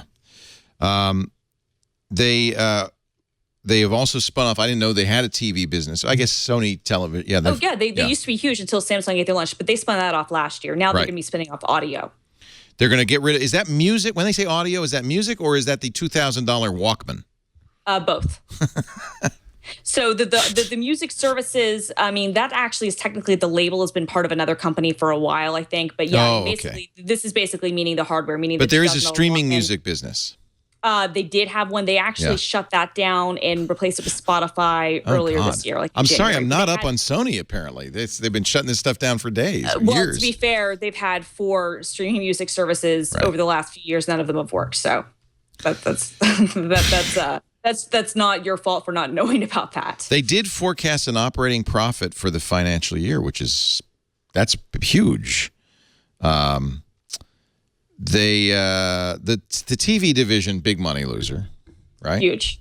Well, I mean, they used to be really good at it, and they make great TVs, but Samsung totally ate their lunch, and they spun that off last year. So now it'll be the audio division. So it's all they already got rid of that. So now it'll be the audio division. The TV example is interesting. Per our prior conversation, there was a story this week or last week where Samsung's inserting ads on their TVs. Yeah. Right. And it's the same dynamics. It's like it's very difficult to differentiate a TV, which means it's a race to the bottom. And once you get to the bottom, that's when the bad stuff starts. It's very frustrating. I bought a Panasonic Viera television for thousands of dollars. And I go to this, the hub, the smart apps, and I get ads all over it. Not just static ads, video ads. It's extremely annoying. I paid a lot of money for you. Why are you giving me ads? And you can turn some off, but you can't turn them all off. Now, Sony's been getting a lot of heat. Was it Sony? No, Samsung's been getting a lot of heat. It's Samsung for the voice TV thing. Right.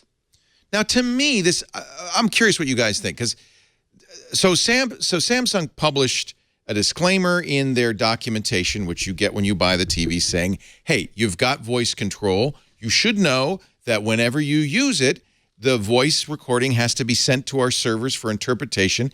Maybe a third party, Nuance, because Samsung, unlike Apple, doesn't have or Google doesn't have its own internal, voice recognition system. Nuance is a big one that's used by a lot of companies, including Samsung phones.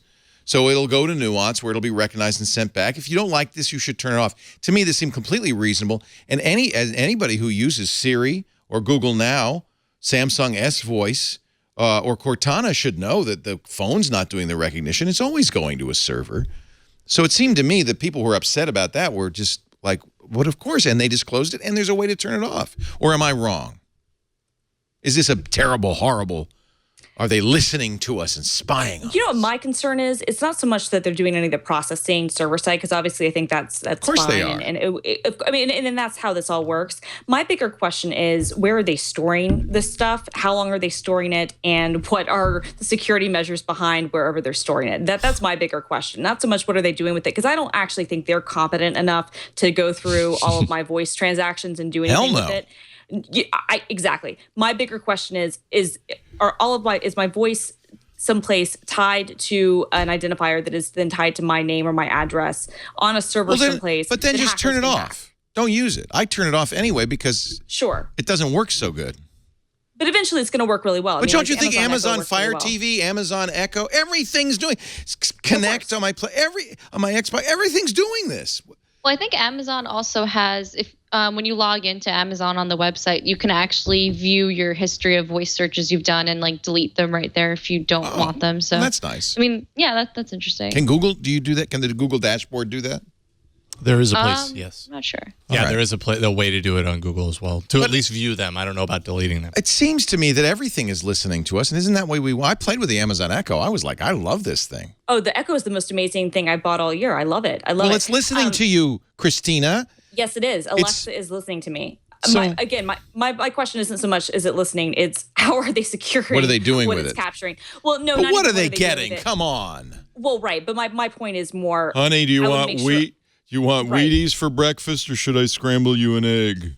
Like I said, I more want to make sure that wherever it's being stored is actually being secure and that they're deleting it after a certain period of time. I don't actually think that companies have the time or the resources to go through everything I say, or that they even care that much. I'm more concerned, I guess, from any potential. The only threat I would see would be, okay, if someone hacks into their S3 account or wherever they're storing this stuff and accesses everything I've said, that might be problematic, or at least creepy. But otherwise, I mean, the Echo to me is the perfect example of why that sort of tech works really well, because when it works, which is most of the time, it's almost instantaneous and it feels like the future.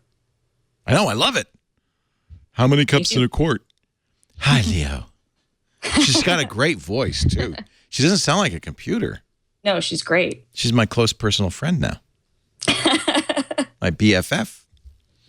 And I talk to my Xbox One all the time. I say Xbox Play, Xbox Pause, Xbox Volume Up, Xbox Volume Down. It recognizes me.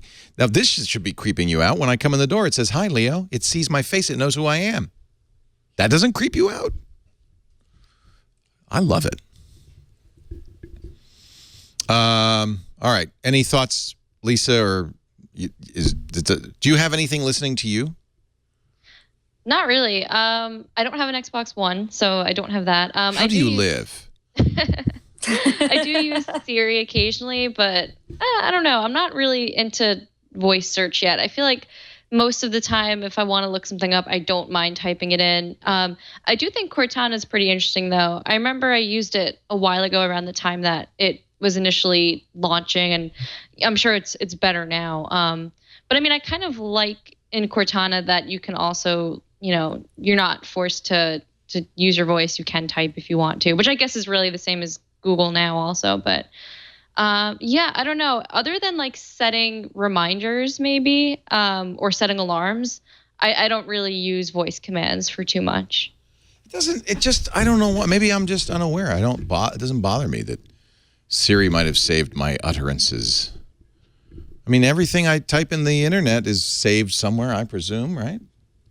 I mean, the government's listening anyway, right? Yeah. Hey, NSA, how you doing? Ben, you live in Taiwan. That's really not China. To you. Well, are people listening to you? Well, because I'm not in the States, I am free game for the NSA. Oh, that's right. You're not protected. Yeah, so that's one thing that's always kind of irked me about the whole debate. Like, everyone takes it for granted that if you're not in the United States, you don't deserve any protection, or if you're not in the United States, you don't deserve any protections. You're a foreigner, so we don't care.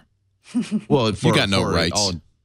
Yeah, it's not just a personal thing. It's more and maybe it's just a factor of living abroad, and my wife's not a U.S. citizen.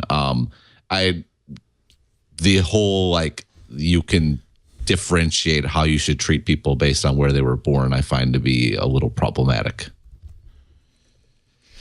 I don't blame you. In fact, it's something we don't talk about a lot, but we do have a few international correspondents besides you, of course, Renee Ritchie, who's in Canada, and many of a third of our audience is outside the U.S., and all of them say, you guys keep saying, oh, it's, we just have to protect Americans. The rest of you, don't worry. Right. We're doing a crap job protecting Americans, too, but we're trying. We don't care about you, though.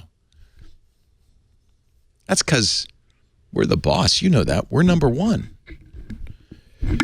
All right. I'm not worried about Echo or anybody listening to me. If they wanted to save all that crap, they're more than welcome to it. Somehow I feel like they're not. Did Samsung assert that we're going to save everything for later use? No. But it's unclear how much is saved and how often it's listening and things like that. What is it saving? It's saving my searches, my commands, big deal. The problem with the Samsung thing, to be honest, was really, to me, I think, a messaging problem. It's that their lawyers wrote, kind of That's what I think too. The language. Yep. And unfortunately, it was a lot scarier than it was intended to be. And then people look into it and people get really, the conspirators come out and everybody gets creeped out. And I mean, and they can only blame themselves. They were the ones who published Conspiratard? I like that. Conspiratard. Yeah. It's a great subreddit if you want to follow our Conspiratard. Yes. It makes fun of all the conspiracy theorist people. It's fantastic. It's like one of my favorite reads. What is it about? I'm Conspiratard. I'm subscribing right now. What is it about conspiracies, especially in the tech sector? People just really love these, don't they? Well, I mean, we were arguing getting into it before with all the Apple stuff, like, oh, were they doing this leak for that, and that leak for that? And it's very possible that they just happened to all leak this week. We are conspiratards. We are conspiratards. But there's a difference when how far down the rabbit hole you get. Yeah. Yeah. There's a lot of, I think Christina was just referring to that. There's a lot of research about this, and it does appeal. Sorry about all the noise. It's Chinese New Year, and there's firecrackers. Gong hei fat choi. Constantly. How do they say that? They speak Mandarin in Taipei, right? Yeah. Gong hei fat choi is Cantonese, I think. Yeah, gong shi fat cai. Gong shi fat cai. Yeah. Which roughly translated is like congratulations and good wishes. With here's some money in a red envelope just for you. Yeah, no, exactly.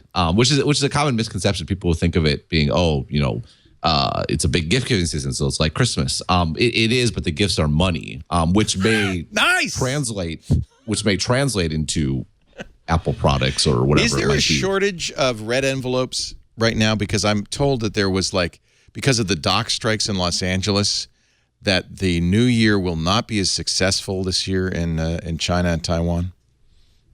I have no idea. That? No, I haven't seen that. So okay. I'm sure I read that in a respectable journal, but I may be wrong. Yeah, well, I mean, now that I'm married and have kids, I'm on the wrong side of the red. You don't get the red envelopes. So, yeah. No, I have to give them. So. Oh. Did you give? How much do you give a 3-year-old? There's like different lucky numbers of money, and you do multiples of that. So 8, right? Everything should be 8. That's a common one, but there are other ones as well.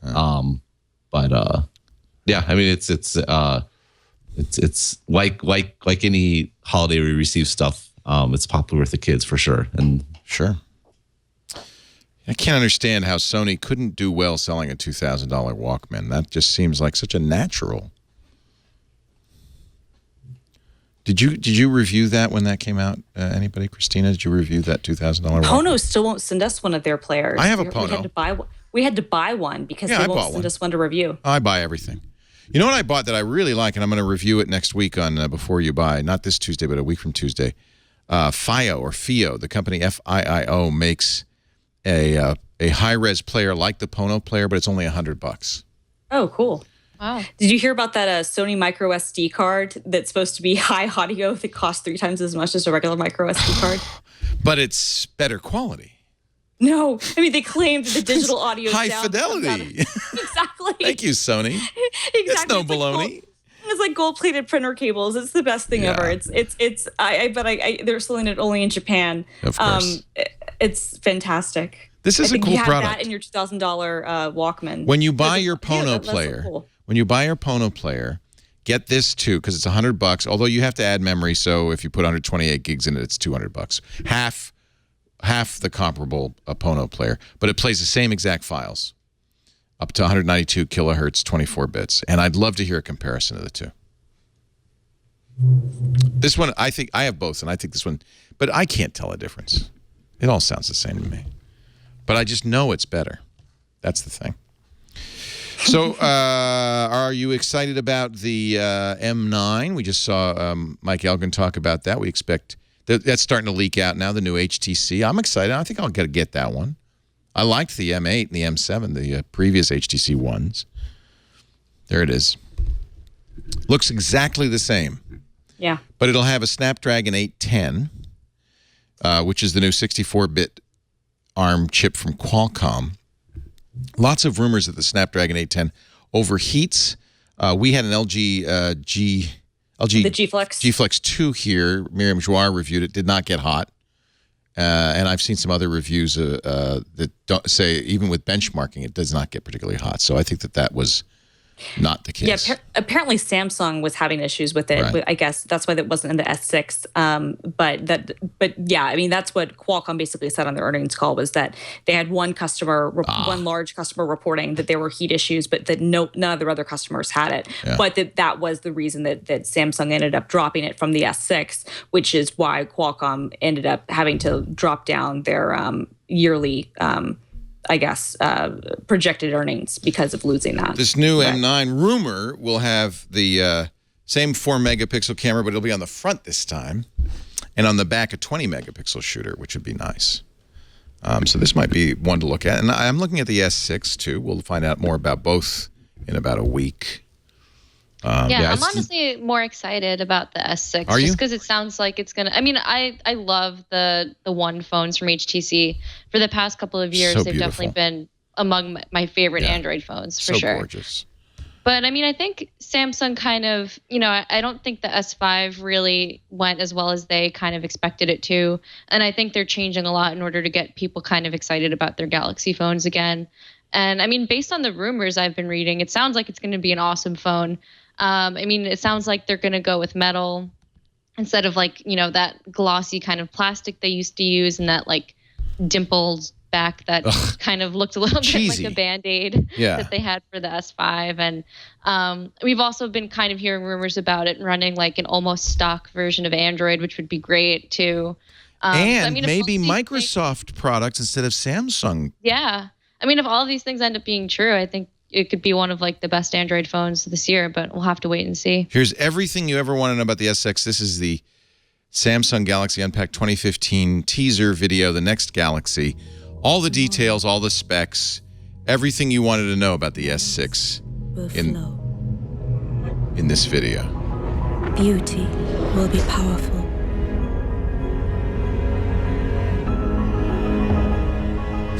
Oh, I'm buying one. Borders will disappear. Borders will disappear? Reflections will be free. Reflections will be free? Colors will live. Colors will what? Live? The future will be the present. The future will be the present. Put that in a red envelope and smoke it. They also posted on Instagram this picture. Actually, it looks like it's going to be all metal, right? Thin. And the tagline, it's not just inspiration, it's also craft. It's got to be a language issue, right? This makes no sense at all. Okay, anyway, there you go. We'll find out next week. 1 week from today. Jay Spin in our chat room says, after that video, I need a cigarette. Yeah. Is there a dark horse? I mean, those are the two big phones we know, but is there a dark horse? Are we going to see a new Windows phone? Are we going to see something from Xiaomi? Are we going to see something from, LG, I guess, has the Flex now. Anything else that we're going to see? I mean, I guess Motorola could come out with something. Oh, yeah, we're getting a box from Motorola. They are. We're getting the box on Wednesday, right? On Wednesday. What is that all about? I don't know. That was a weird email. Yeah, I got the email. You got the email. We all got the email. It said, and then I sent a response back saying thank you, and then it said the guy's out of town. Yes, I know. That was the funniest part, was getting the autoresponder back. I was like, you got that too? Yes, I did. It's like, yeah, okay, I'd like the box. Send me the box. And they said, sorry, I'm out of town. That's kind of okay. So, Lisa, you got the box. You're going to get the box too? Yeah. Ben, you're not getting the box. I have no idea what it could be. I mean, Nope. It seems a bit soon for it to be like a new phone. I don't know. I guess we'll have to wait and find out. It's gonna, whatever it is, it's gonna have Superfish on it, and that's good news.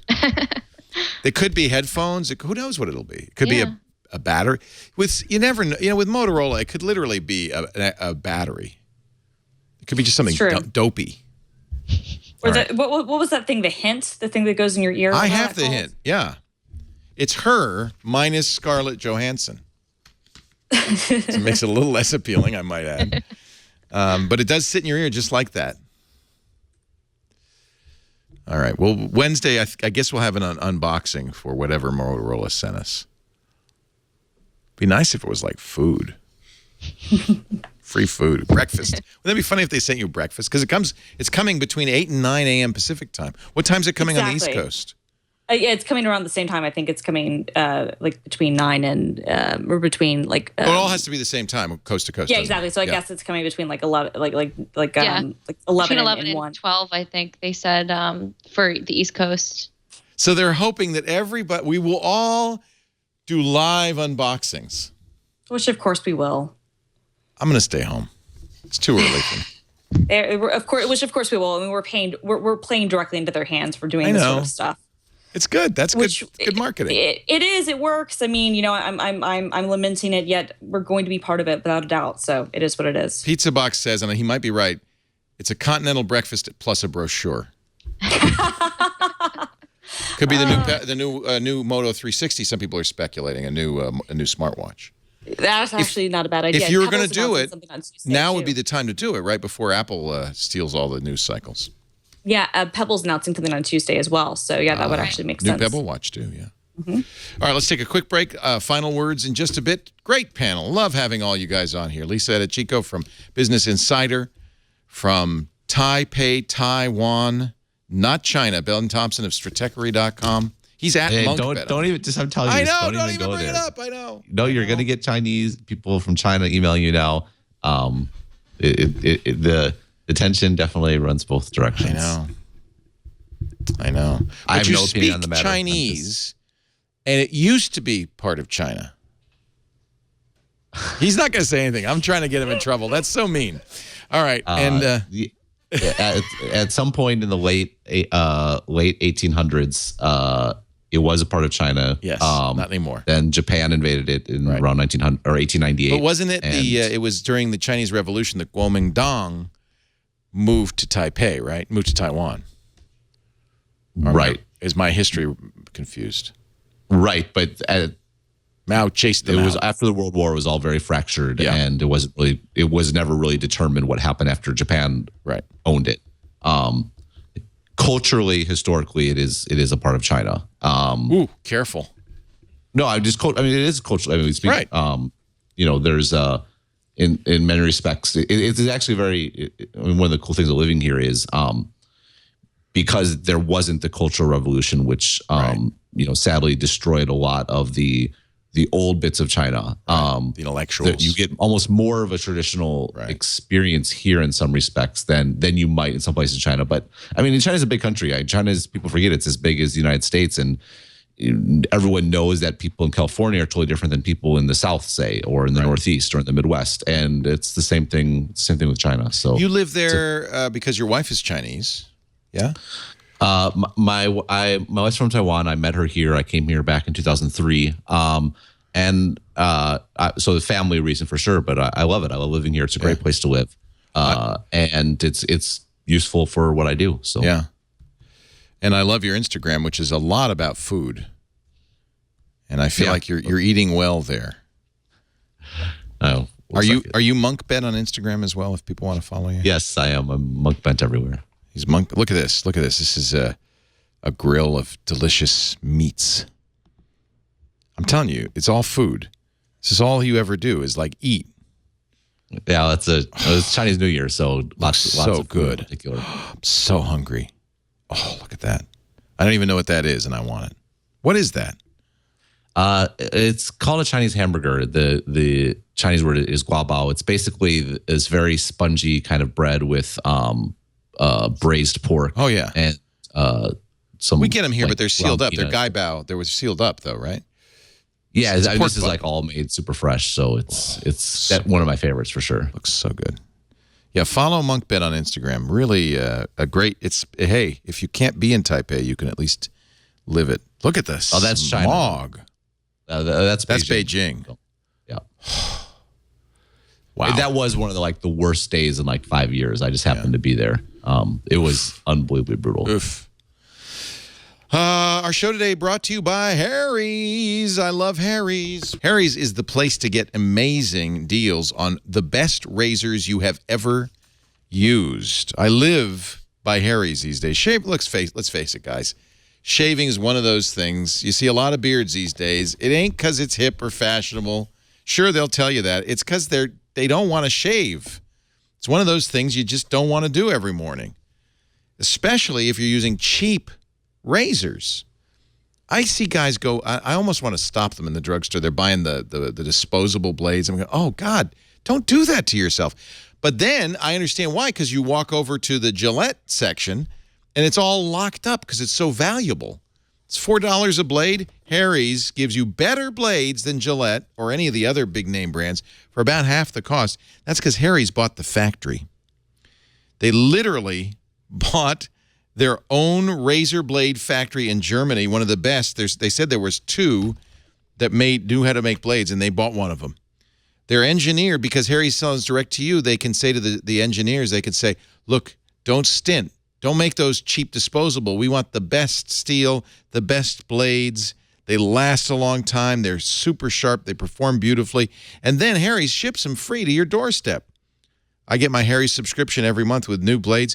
Start with a kit from Harry's. Now, this kit is the Truman kit, but they also have the Winston. The Winston's engraved metal handle. I have Winston's, about 8 Winstons in the house. I keep buying them. The kit comes with the handle, 3 blades, which is a great deal, and the Harry's incredible foaming shave gel, which is really key to the experience. It softens your beard, smooths your skin. In every kit, you get the razor handle, the 3 razor blades, the foaming shave gel, and let's not forget the little travel holder, which I think is really, they downplay this. This is worth its weight in gold because you put that in your DOP kit and you're not going to cut yourself when you reach in. All of this for $15. And then you get the blades every month. You're going to be very happy. It costs half as much as the Fusion you're buying in the store, and it works twice as well. There also is a new aftershave moisturizer that smells so good and protects and hydrates. You got to try it. Get $5 off your first purchase. That means $10 for the Truman set. Wow. That's a great... Oh, I guess the Truman says 20, but you take $5 as 15. Is that right? Does that say...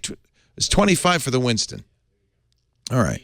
15 for the Truman. So you take... That's $10 now. After you use the offer code TWIT5 at checkout. $5 off your first purchase. That'll let them know you heard about it on Twit, and you'll get a great deal. Harry's. Do not dread shaving in the morning anymore. Harrys.com, HARRYS.com. And the offer code is TWIT. It's a new one. It's TWIT and the number 5. I think we're done. I'm just looking to see if there's anything else you guys thought was a big deal. How about this one? Wall Street Journal says Trivia Crack, which I've been playing with my mom. Such a good game. You play it too? I do. I can't help it.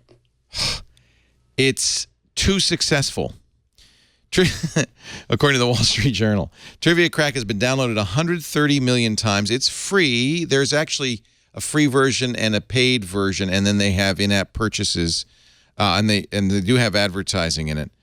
The most popular free download on Apple's App Store for 66 straight days. I have to say, one of the things I don't like about it is the questions are user submitted, so they're wide-ranging. Some of them are really hard, some are easy. The app's founder is 29, Maximo Cavazzani. They get submitted 1 million new questions every day in the question factory. And only about 1,500 are added to the game each day. But I have to say, unlike other trivia games that I've played on Android and iPhone, I never get a question repeat. But the entrepreneur said it's a problem to get 1 million submissions a day. He says, like building a house and 1 million people come to help you. We only need one house. And also, there's a constant glut of questions that are basically the same but posed in different ways. How old is Justin Bieber? They get that question like 200,000 times a day. You can stop submitted that one. I wouldn't even know the answer to that. Now, it's multiple choice, so that's one of the nice things. You can always do well. I can't believe the Wall Street Journal is doing an article on Trivia Crack. I can't believe I'm mentioning it, but you know what? It's fun. Anything else to say about it? No. It's so successful, that's a problem. They don't say, which I would like to know how much money the guy has made on this thing. Can only imagine, because they've got the paid version, they've got the free version, they've got the ads. It's a hit on both platforms. And if they're getting 1 million submissions a day, that's showing super high engagement. Right. So, yeah, I mean, the question is probably not how much is he making off of it. It's what is he leaving on the table by not monetizing it as well as he could. Oh, my God. You know, I'm only playing it because my mom insists. Speaking of monetization, I was very happy. Now, we love the Amazon Echo, but I invested $500 in Jibo. Do you know about Jibo? No. It's like an Amazon Echo that looks at you. And this was created by Cynthia Brazier, who is a very well-known robotics creator. This is not her first robot and researcher. They did an Indiegogo and raised a ton of money, and now they've raised another $25.3 million for the Jibo. I won't get my Jibo, even though I subscribe to the Indiegogo until sometime late this year or early next year. Cynthia Braziel is the chief scientist, and their new CEO is former president of Nuance. So $23.5 million for the robot. It looks at you too. See, your Echo just sits there. Jibo, it follows you as you walk around the room. Hey, speaking of following, Ben Thompson's got a new friend. Yeah. Oh, somebody's sleepy. What's your son's name? Nigel. So. Hi, Nigel. Hey, Nigel. He woke up. Well, I think this is a good reason to stop. Although I do want a public service announcement from Snapchat. No. I love this. Please, kids. I love this. Please, kids, no nudes. I'm sure that never happens on Snapchat. Never. The Snapchat Safety Center was launched this week, including a 6-page parent's guide to Snapchat. Oh, my God. Oh, my God. Keep it legal. This is from the Snapchat community guidelines. Don't use Snapchat for any illegal shenanigans, like that bong picture. What else are people going? And if you're under 18, keep your clothes on. Good luck with that. Do not. And they're saying this now after Snapchat's been out and like widely used for how long? Now that we're evaluated at $19 billion, maybe you should stop sending. Now they're trying to like stop the meme that it's just used for sexting. But guess what? It's still just used for sexting. That's it. Come on. I use it. Katie Couric uses it to do newscasts. She's not naked. Right. No, and 2 people watch. I know. I wonder. You got to wonder how much Yahoo paid. Totally. But for the one-to-one sort of conversations, yes. I mean, of course. Yeah. It's 13, 17-year-olds sending each other messages all day. It's like, what do you think the contents are? What else are you going to do? Seriously, they disappear. I mean, that's the whole thing. This is great. All right. I just that public service announcement from the folks at Snapchat. Put your clothes on, kids. Christina Warren, Mashable.com. Thank you so much for being here. We really appreciate it. Every Friday on TNT, and I know you want to run and watch the Oscars. What are you looking for this year? Anything exciting? Well, I mean, Best Picture. Best Picture is really, it's coming down to Birdman and Boyhood. I'm going with Birdman just because I think that's what the PGA shows, and I think that's where they went towards the end. But no, I mean it's a good year for film. You are a film girl after all on Twitter, so this is your thing. This is my thing. Do you do a party with like a bingo chart or votes, or like do you do? I'm usually in a pool. You know, some years we party more than others. I always live tweet the Oscars. I've been live tweeting it. This will be my 8th year. Okay, everybody follow Christina right now. Yeah, but I've been like live blogging the Oscars. I think this will be like my 11th or 12th year doing that. So no, it's always fun to partake in this. It's my favorite night of the year. So yay, Oscar night. It's my favorite night of the year. I'm gonna let you go to the red carpet. I think Birdman should win, and I think it will win. I agree. Although I watched Boyhood the other night, and I was surprised. I really didn't expect much because Linklater sometimes is boring and slow, but this was actually really good. So good. No, it was a great film. I mean, both of them were great, and I thought, there were a lot of great films this year. I'm still a little bummed that Gone Girl didn't get nominated for more, but I'm over that for now. Do you think she will win for Best Actress? I know she's nominated for Best Actress. No, Julianne Moore is going to win that, even though I think Reese Witherspoon gave the best performance. No one asked my opinion, but no, I think Julianne Moore is going to win. Okay. Are you excited, Lisa? The Oscars, you got 15 minutes, time to get a couple of bacon-wrapped hot dogs. Sit down and enjoy. I always tune in. Unfortunately, this year I kind of am out of the loop. I didn't really get a chance to see many of the movies that are nominated, but I still like tuning in just to see. There's always I feel like there's always one movie that kind of sweeps every year, so I'm interested to see what that's going to be this year. Here's a picture from the red carpet of Neil Patrick Harris, who is the host with his husband. What's amazing how this country has changed. That's completely like, no big deal. 5 years ago, it would be like, no problem. Love it. Enjoy the Oscars, and Nigel, and there's nothing like having your child sleep in your lap, and I envy you. It's so sweet. Oh, where'd he go? He's awake now. It's great to have you all on here. Ben is at stratechery.com. That's where his podcast is, and do subscribe to his newsletter. That's how he keeps Skybow on the table and Nigel in red envelopes. Yes. Yeah, great to have all of you. We do Twit every Sunday afternoon, 3 p.m. Pacific, 6 p.m. Eastern Time, 2300 UTC. If you watch live, you can chat with us. We love having the chat room here. We appreciate your presence there. But or you could be in studio live. We have a nice studio audience today. Many of them have already left to go see the red carpet. But you can email tickets at twit.tv if you'd like to be here.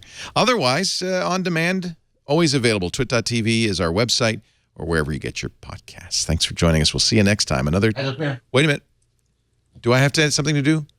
Anything else I have to mention? Oh, our 10th anniversary coming up. I'm already getting a lot of great submissions of logos. I don't want to show you, but we've asked the audience to submit Twit 10-year anniversary logos that we'd like to use on our website, and we've gotten some great submissions. Many more will come if you. I think what we're going to do is once I get all of them in, I'll put them in a pile and we'll have a vote. So keep those coming in. If you want the official Twit logos with the official colors, I have an Adobe Illustrator file I can send you if you email leo@leoville.com. And thanks to all the designers who've already submitted stuff, some really great stuff. Thanks for joining us. We'll see you next time. Another Twit is in the can. Yay. All right, go watch the Oscars. Shoo.